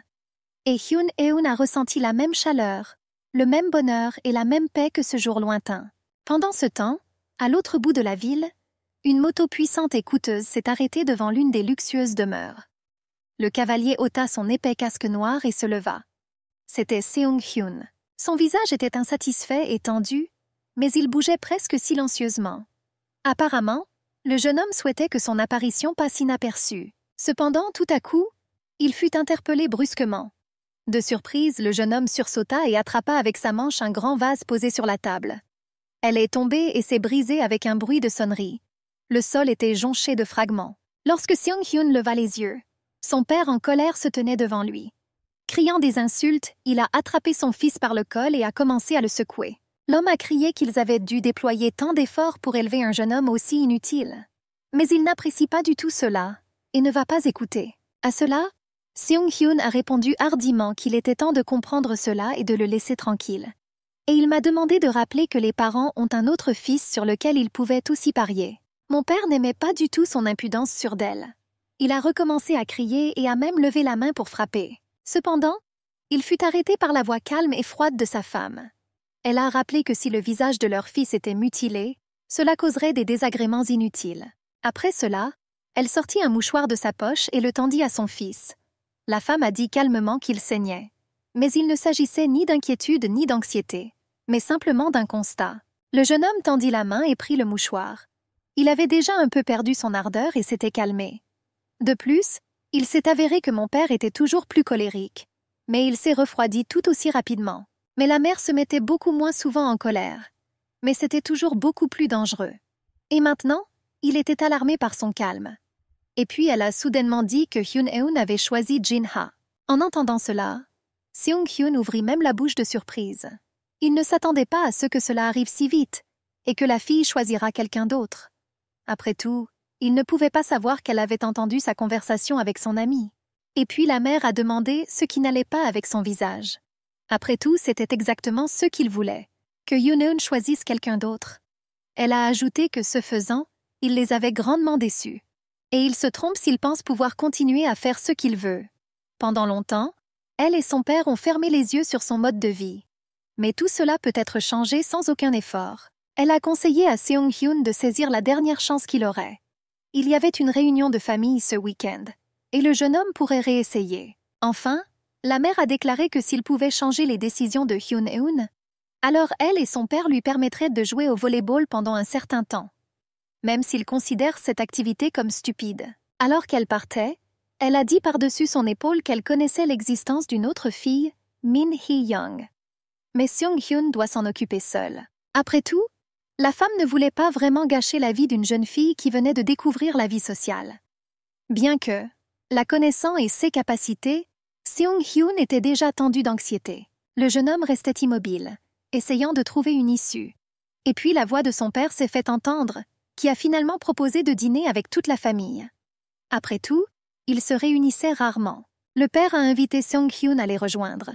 Et il se demandait comment ces gens pouvaient être si dégoûtants. Après tout, ils ont continué à s'appeler sa famille. Et puis le week-end est arrivé. Le jour de la réunion de famille, tous les enfants et petits-enfants ont été invités à dîner chez Monsieur Cha. Cependant, le propriétaire les a accueillis avec une plutôt mauvaise humeur. Lorsque tout le monde fut assis à la grande table, le grand-père demanda avec mécontentement pourquoi il n'avait pas vu Seong-hyun parmi les autres. Sa mère grimaça avec irritation et se détourna dans la direction opposée. Et le père a essayé de supposer calmement que le jeune homme était en retard à cause des embouteillages. Il a toutefois exprimé l'espoir d'arriver bientôt. Après ces paroles, la porte de la salle à manger s'est ouverte doucement. Et M. Han, le secrétaire personnel et assistant irremplaçable de M. Cha, est apparu sur le seuil. Il a réalisé de nombreuses missions délicates. L'homme s'est approché de la chaise du propriétaire et, se penchant, a commencé à lui parler doucement à l'oreille. Il était à noter qu'en même temps, le secrétaire se couvrait le visage avec sa paume pour que personne ne puisse lire sur ses lèvres. Après avoir écouté l'assistant, M. Cha a hoché la tête et a fermement dit qu'il n'était pas nécessaire d'attendre plus longtemps. Il semblait que les informations qu'il avait reçues lui avaient même un peu remonté le moral. Le père de Seong-hyun a tenté de protester. Il posa le verre sur la table en frappant et voulait clairement dire quelque chose de tranchant. Mais le vieil homme ne voulait pas l'écouter. Au contraire, il a dit avec colère. Pourquoi attendre Seong-hyun s'il est déjà à l'étranger avec sa petite amie? Cette nouvelle a choqué tout le monde. Le père du jeune homme insouciant se serra la tête avec désespoir. La mère était plus retenue, elle baissa simplement la tête et se figea en silence. Mais les deux autres fils de Monsieur Cha et leur famille se regardèrent avec intérêt. La mère de Namjoon a posé sa main sur l'épaule de son fils et a fait un léger clin d'œil à son mari. Le troisième fils et sa famille étaient plus calmes. Cependant, le jeune homme sourit largement, comme s'il comptait sur quelque chose de spécial. Remarquant ses regards et ses hochements de tête ambigus, le vieil homme exigea de s'arrêter. Et il ordonna à tous ceux qui avaient quelque chose à dire de le faire immédiatement. La mère de Namjoon s'est rendue compte qu'il parlait d'elle. Après un court silence, elle dit qu'elle parlerait directement. Selon elle, Namjoon et Hyun-eun sont très proches ces derniers temps. Mais finalement, la jeune fille a pris une décision complètement différente. Et puis, ils ont réalisé qu'il y avait peut-être eu une sorte de malentendu. À ce moment-là, Namjoon était assis, le visage tordu par la peur, et Hyun-eun le regarda de côté et pensa qu'elle avait une assez bonne raison de changer d'avis. Après tout, elle se souvenait bien des paroles de Namjoon lors de la conversation téléphonique. Très probablement, ils resteront gravés à jamais dans sa mémoire. Et c'était pour le mieux. Elle aurait dû se rappeler à jamais que même les personnes les plus gentilles peuvent être extraordinairement méchantes et trompeuses. Voyant qu'elle était triste, Jin-ha a doucement demandé à Hyun-eun si elle ne voulait vraiment pas parler à son grand-père de l'action de Namjoon. Mais la jeune fille a résolument refusé, car elle ne voulait pas se faire d'ennemis inutiles. L'homme hocha la tête avec compréhension. Il savait que Hyun-eun était profondément dégoûté par ce que Namjoon avait fait. Mais la jeune fille était trop gentille et ne voulait pas qu'un scandale éclate à cause d'elle. Jin-ha resta silencieux dès qu'il prit la main de la fille et la serra légèrement. Il voulait qu'elle ressente son soutien et sa protection à tout moment, et surtout dans des moments aussi difficiles. Et la mère de Namjoon a continué à parler. Elle a laissé entendre que Hyun-eun avait simplement mal compris quelque chose, ou même l'avait inventé. Après tout, ils ont vécu ensemble toute leur vie, et avant tout allaient bien. Cependant, le vieil homme a ensuite frappé du poing sur la table et a crié brusquement après Namjoon. Il sursauta de peur et se tourna vers son grand-père. L'homme était pâle et tremblait même légèrement. Et Monsieur Cha, fronçant ses sourcils gris avec colère, a déclaré que depuis son enfance, il avait essayé de leur enseigner les vérités spirituelles et physiques correctes. Il est peu probable que ces leçons puissent être facilement oubliées. Namjoon hocha la tête et approuva l'avis de son grand-père d'une voix tremblante. Très probablement, il sentait déjà le danger, mais ne comprenait pas encore de quoi il s'agissait. Et le vieil homme continuait en disant qu'il était un peu plus fidèle à ses fils. Cependant, il surveillait déjà ses petits-enfants avec beaucoup plus d'attention. Il l'a fait en partie pour prendre soin de sa petite-fille adoptive bien-aimée. Mais je voulais surtout que mes petits-enfants deviennent des personnes dignes, capables de contrôler leurs désirs. Le vieil homme se souvenait de la chaleur et des soins que lui apportaient les étrangers. Et il voulait que ses petits-enfants donnent vie à la bonté et aux nobles aspirations. Il vivait dans l'abondance, mais partageait avec ceux qui étaient dans le besoin. Monsieur Cha a répété à plusieurs reprises à ses enfants et petits-enfants qu'il fallait avant tout devenir un être humain. Et alors seulement, pensez à vos envies et à votre plaisir. Soudain, il frappa du poing la table de toutes ses forces. Hyun-eun, qui était assis à sa droite, a même sursauté de peur. Elle regarda Jin-ha avec inquiétude. Une idée inattendue lui traversa l'esprit. Il lui semblait que l'homme avait tout raconté à son grand-père sur ce qui s'était passé. Et puis le vieil homme a pointé son index vers Namjoon et a crié avec colère. Il a demandé comment il pouvait penser que personne ne saurait rien. Voyant que tout le monde autour de lui le regardait d'un air absent, le vieil homme a appelé Monsieur Han. Il n'a regardé que la secrétaire, mais il a tout de suite tout compris. L'assistant s'est approché de Namjoon, qui était assis, et lui a montré quelque chose sur l'écran d'une grande tablette. Il regarda, et ses yeux s'écarquillèrent d'horreur. Le jeune homme devint encore plus pâle. D'autres membres de la famille ont commencé à chuchoter avec intérêt. Tout le monde se demandait ce qui s'était passé et ce que le secrétaire Han pouvait bien montrer d'aussi terrible. Et puis l'assistant a tourné la tablette avec l'écran face à tout le monde. Un fil d'actualité était ouvert. Et en premier lieu, il y avait la nouvelle que l'héritier du clan était impliqué dans une fête de la drogue. Il y avait plusieurs photographies au milieu de l'écran. L'un d'eux montrait des substances illégales éparpillées sur la table. Et d'un autre côté, Namjoon souriait avec insouciance, entouré de filles à moitié habillées. Pendant ce temps, le grand-père a crié que maintenant que tout le monde a vu la photo de Namjoon, il ne pourra certainement plus se justifier. Le vieil homme était indigné de ne pas avoir pensé du tout aux conséquences. Il a crié que son petit-fils n'avait plus de place dans sa maison, parce qu'il avait franchi toutes les frontières. Et la secrétaire a déjà remis la tablette aux parents de Namjoon. Ils regardèrent l'écran avec horreur. Et quand le père essayait de plaider que le grand-père allait trop loin, il criait que c'était sa faute. Après tout, s'il n'était pas allé à de telles fêtes, rien ne serait arrivé. Namjoon restait silencieux, tête baissée. Il n'avait rien à redire. Et le grand-père a continué en disant que non seulement son petit-fils s'était souillé avec un tel comportement, mais qu'il avait aussi osé venir chez lui. Après ces mots, un vide retentissant sembla se former autour de Namjoon. Même la mère, qui était assise à la table voisine, s'est éloignée et s'est tournée dans l'autre sens. Et Hyun-eun s'écouta avec surprise. Elle n'a rien ressenti. Presque rien, sauf une pitié méprisante. Oui, c'est vrai. Tout récemment, Namjoon, qui avait tellement confiance en lui, était désormais pitoyable. Jina s'assit silencieusement à côté de lui. Pendant la dispute, il n'a émis aucun son. Il était impossible de lire une seule pensée sur son visage calme et serein. Pendant ce temps, Monsieur Han conduisait déjà Namjoon vers la porte. Il n'a pas résisté du tout, même s'il semblait qu'il ne comprenait pas complètement ce qui se passait. Lorsque la porte se referma derrière lui, le vieil homme poursuivit son discours. Déjà un peu plus calme, il a déclaré que la participation à de telles fêtes affecte toujours la santé. Il a également ajouté qu'il demandait également à son fils, le père de Namjoon, de partir. Après tout, il n'a pas non plus réussi à élever un fils et un héritier dignes. Mais ensuite, sa troisième belle-fille est intervenue. Elle a dit sarcastiquement que Jin-ha était probablement aussi sorti avec des femmes dans le passé. Il savait juste comment le cacher assez intelligemment. Jin-ha l'écouta avec un visage impassible. Ensuite, M. Cha a dit qu'il en avait assez de cette farce. Et il ne veut pas écouter de sales allusions, mais exige des informations fiables. Par conséquent, il souhaitait personnellement et dès maintenant entendre la réponse à sa question directement de Jin-ha. Il a demandé si son corps était digne d'épouser Hyun-eun. À ce moment-là, la jeune fille regardait son grand-père avec étonnement.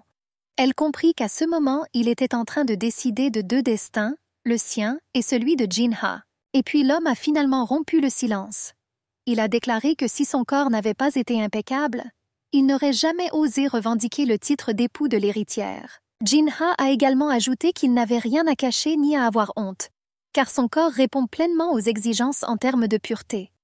Le silence régnait à table. Sa mère et son père baissèrent la tête, embarrassés. Mais il était à noter qu'après la réponse de leur fils, ils poussèrent tous deux un soupir de soulagement. Tout le monde était silencieux, gardant une expression calme sur leur visage. Et seule Hyun-eun rougit d'embarras. Elle n'était pas préparée à ce que de tels sujets soient abordés lors d'un dîner de famille. Jin-ha était calme jusqu'à ce qu'il regarde accidentellement la fille et remarque sa confusion. Et c'est seulement alors qu'il réalisa à quel point ces révélations pouvaient la choquer. Un peu plus tard, il a pu se retirer avec Hyun-eun.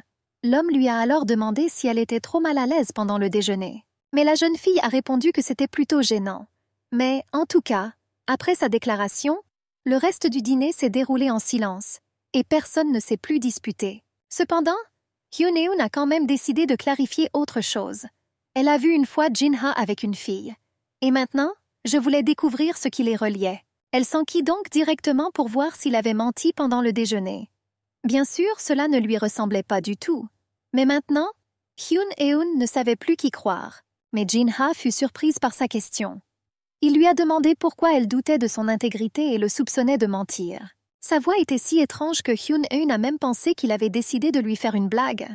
Elle a recommencé à se sentir gênée à l'idée de discuter de ce sujet. Puis l'homme lui prit la main et la regarda dans les yeux. Il a expliqué qu'il sortait avec quelqu'un parce que cela lui procurait un avantage tangible. Hyun-eun a demandé d'une voix tremblante quel était exactement l'avantage. Pour une raison quelconque, elle était déjà prête à entendre des détails terribles. Ensuite, Jin-ha a dit calmement que la présence de cette fille servait de couverture et ne posait pas de problème. Et il ajouta sournoisement que s'il avait su que cela ne lui plairait pas, il ne l'aurait pas fait. Et Hyun-eun le regarda et pensa qu'avec une telle apparence, il avait probablement beaucoup de filles. Cependant, il semble que ses propos soient dignes de confiance. Elle marchait à côté de lui et essayait de s'habituer à l'idée que dans quelques mois, cet homme deviendrait son mari. Hyun-eun se demandait également comment cela s'était passé avec Namjoon. Après tout, alors à table, lorsque le grand-père a commencé à crier après son petit-fils malchanceux, elle a pensé que Jin-ha avait trahi son secret et a tout raconté à son grand-père sur l'incident. La fille ne comprenait toujours pas s'il savait. Ni à cette époque ni aujourd'hui, Jin-ha n'a montré, d'un seul mouvement ou d'un seul mot, qu'il pouvait tout dire à son grand-père. Donc, très probablement, elle avait tort dans son hypothèse. Jin-ha remarqua qu'elle s'était arrêtée et s'était retournée. Il la regarda d'un air interrogateur et appela de nouveau sa maîtresse. L'homme lui a demandé à quoi elle pensait. Il comprit que les derniers jours avaient peut-être été trop intenses émotionnellement pour la jeune fille. Mais Hyun-eun ne voulait pas répondre. Sa tête était dans le chaos, donc cela valait la peine de se reposer d'abord pour mettre de l'ordre dans ses pensées. Mais elle a commencé à demander à Jin-ha de l'appeler autrement, de manière moins formelle. Après tout avait déjà été décidé, et bientôt ils étaient censés devenir des personnes très proches. L'homme faisait semblant d'être perdu dans ses pensées, et n'arrivait pas à prendre de décision. Puis Hyun-eun lui attrapa la main et commença à le persuader avec passion. Et il s'est excusé auprès d'elle et lui a demandé d'imaginer une situation différente. Jin-ha a demandé ce qu'elle dirait si un jour M. Cha lui demandait de l'appeler par son prénom. Cela a bouleversé la jeune fille. Elle a continué à lui tirer la main et lui a demandé de ne pas le comparer à son grand-père. Après tout, ce n'était pas du tout la même chose. Et puis soudain, elle a eu une idée. Hyun-eun a dit qu'elle lui demandait de répondre à une seule question. La jeune fille voulait savoir comment il l'appelait dans ses pensées lorsqu'il s'en souvenait soudainement par hasard. Il était difficile de croire que même alors, il pensait à la dame et non à Eun-seo. Mais Jin-ha a répondu que c'était toujours le cas.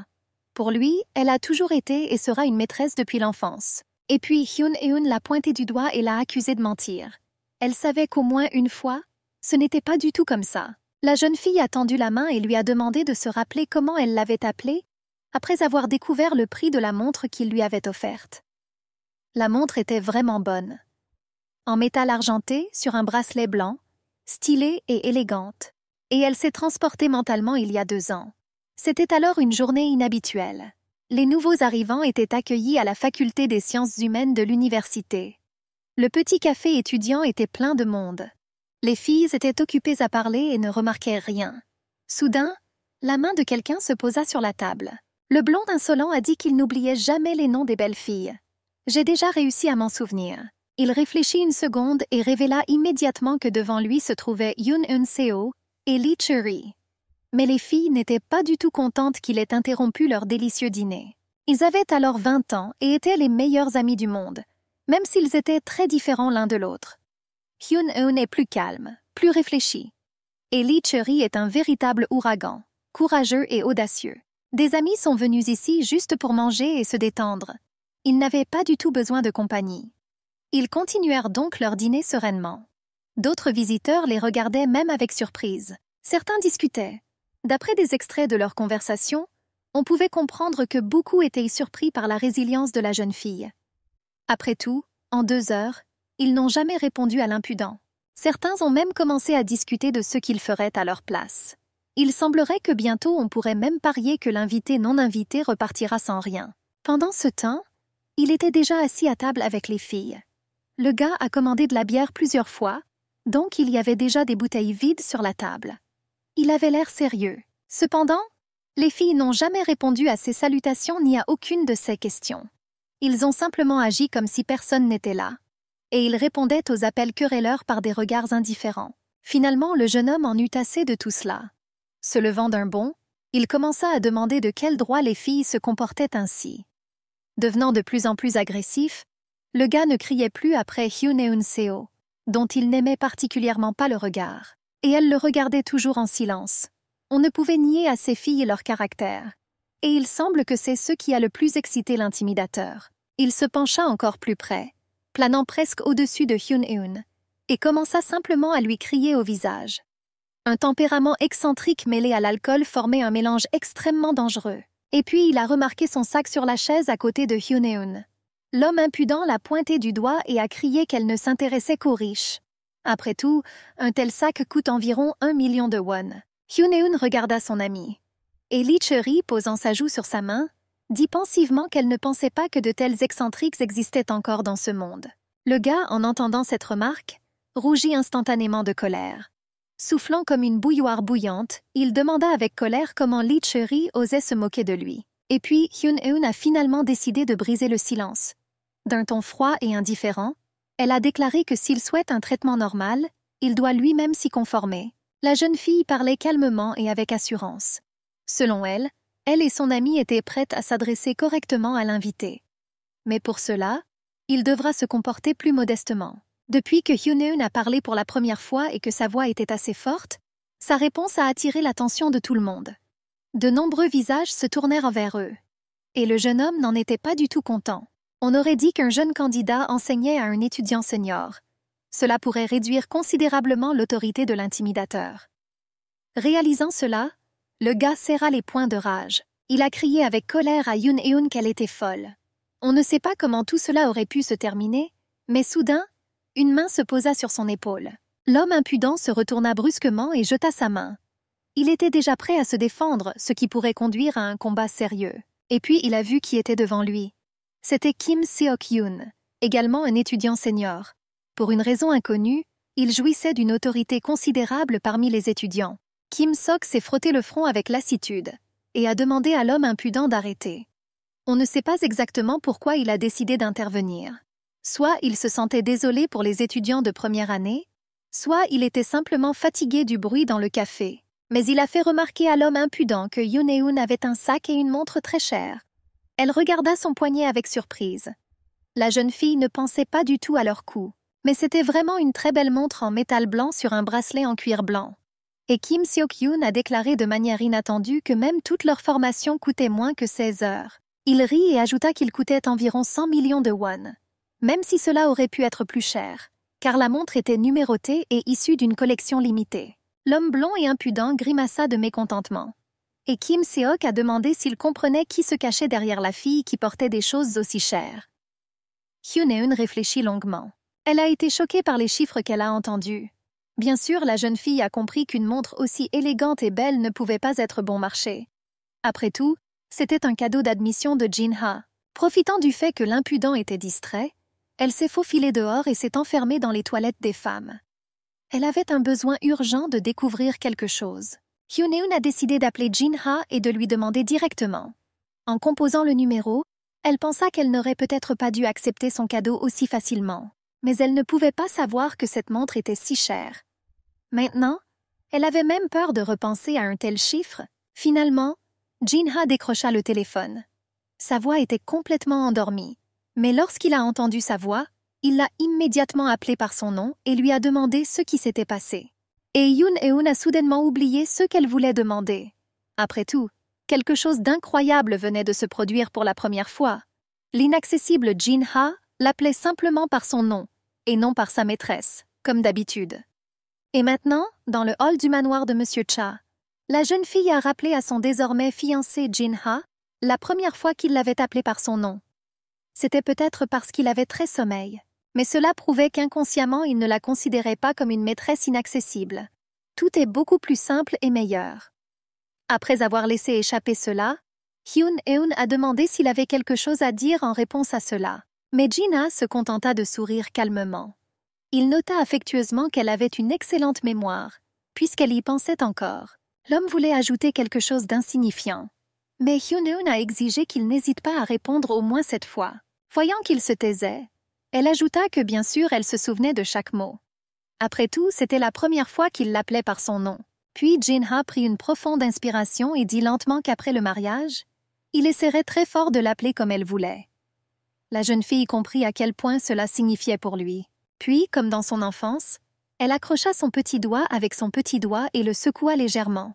C'était un rituel de son enfance, connu seulement d'eux deux. Le regardant avec un sourire heureux, Hyun-eun a dit qu'il lui avait promis. Cela signifie qu'il ne pourra pas rompre sa promesse.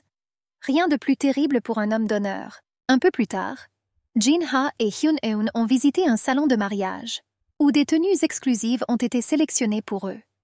C'était un véritable royaume de style, de luxe et de beauté. Une musique douce et agréable jouait dans la cabine et des vitres insonorisées empêchaient le bruit de la rue.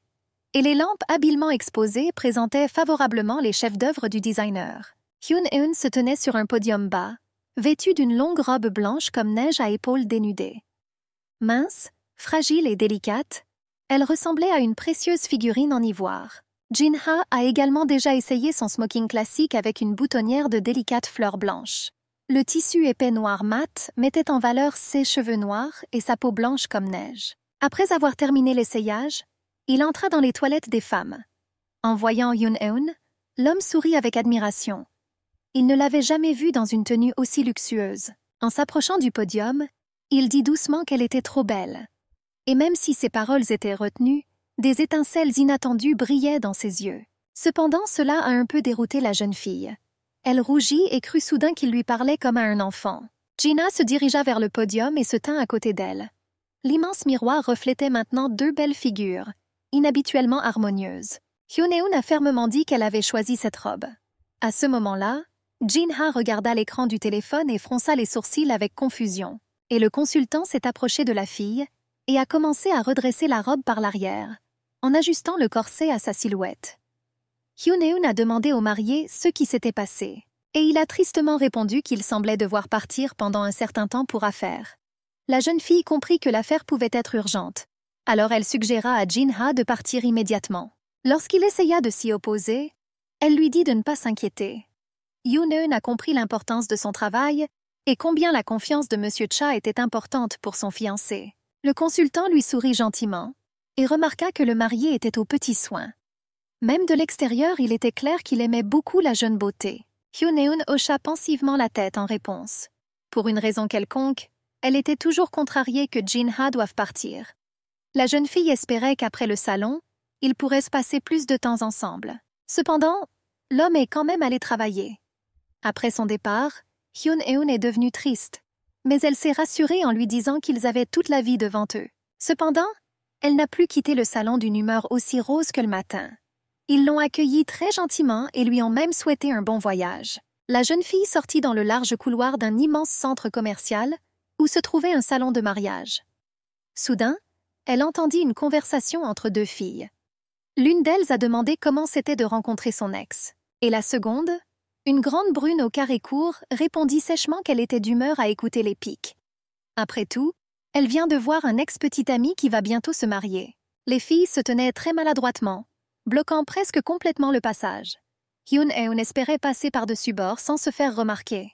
Et elle a presque réussi, quand tout à coup, elle a accidentellement attrapé son sac à main sur le sac de marque d'une des filles. Yoon-eun s'est immédiatement précipité pour s'excuser, mais il était trop tard. La fille aux cheveux noirs avec un carré lui attrapa fermement la main.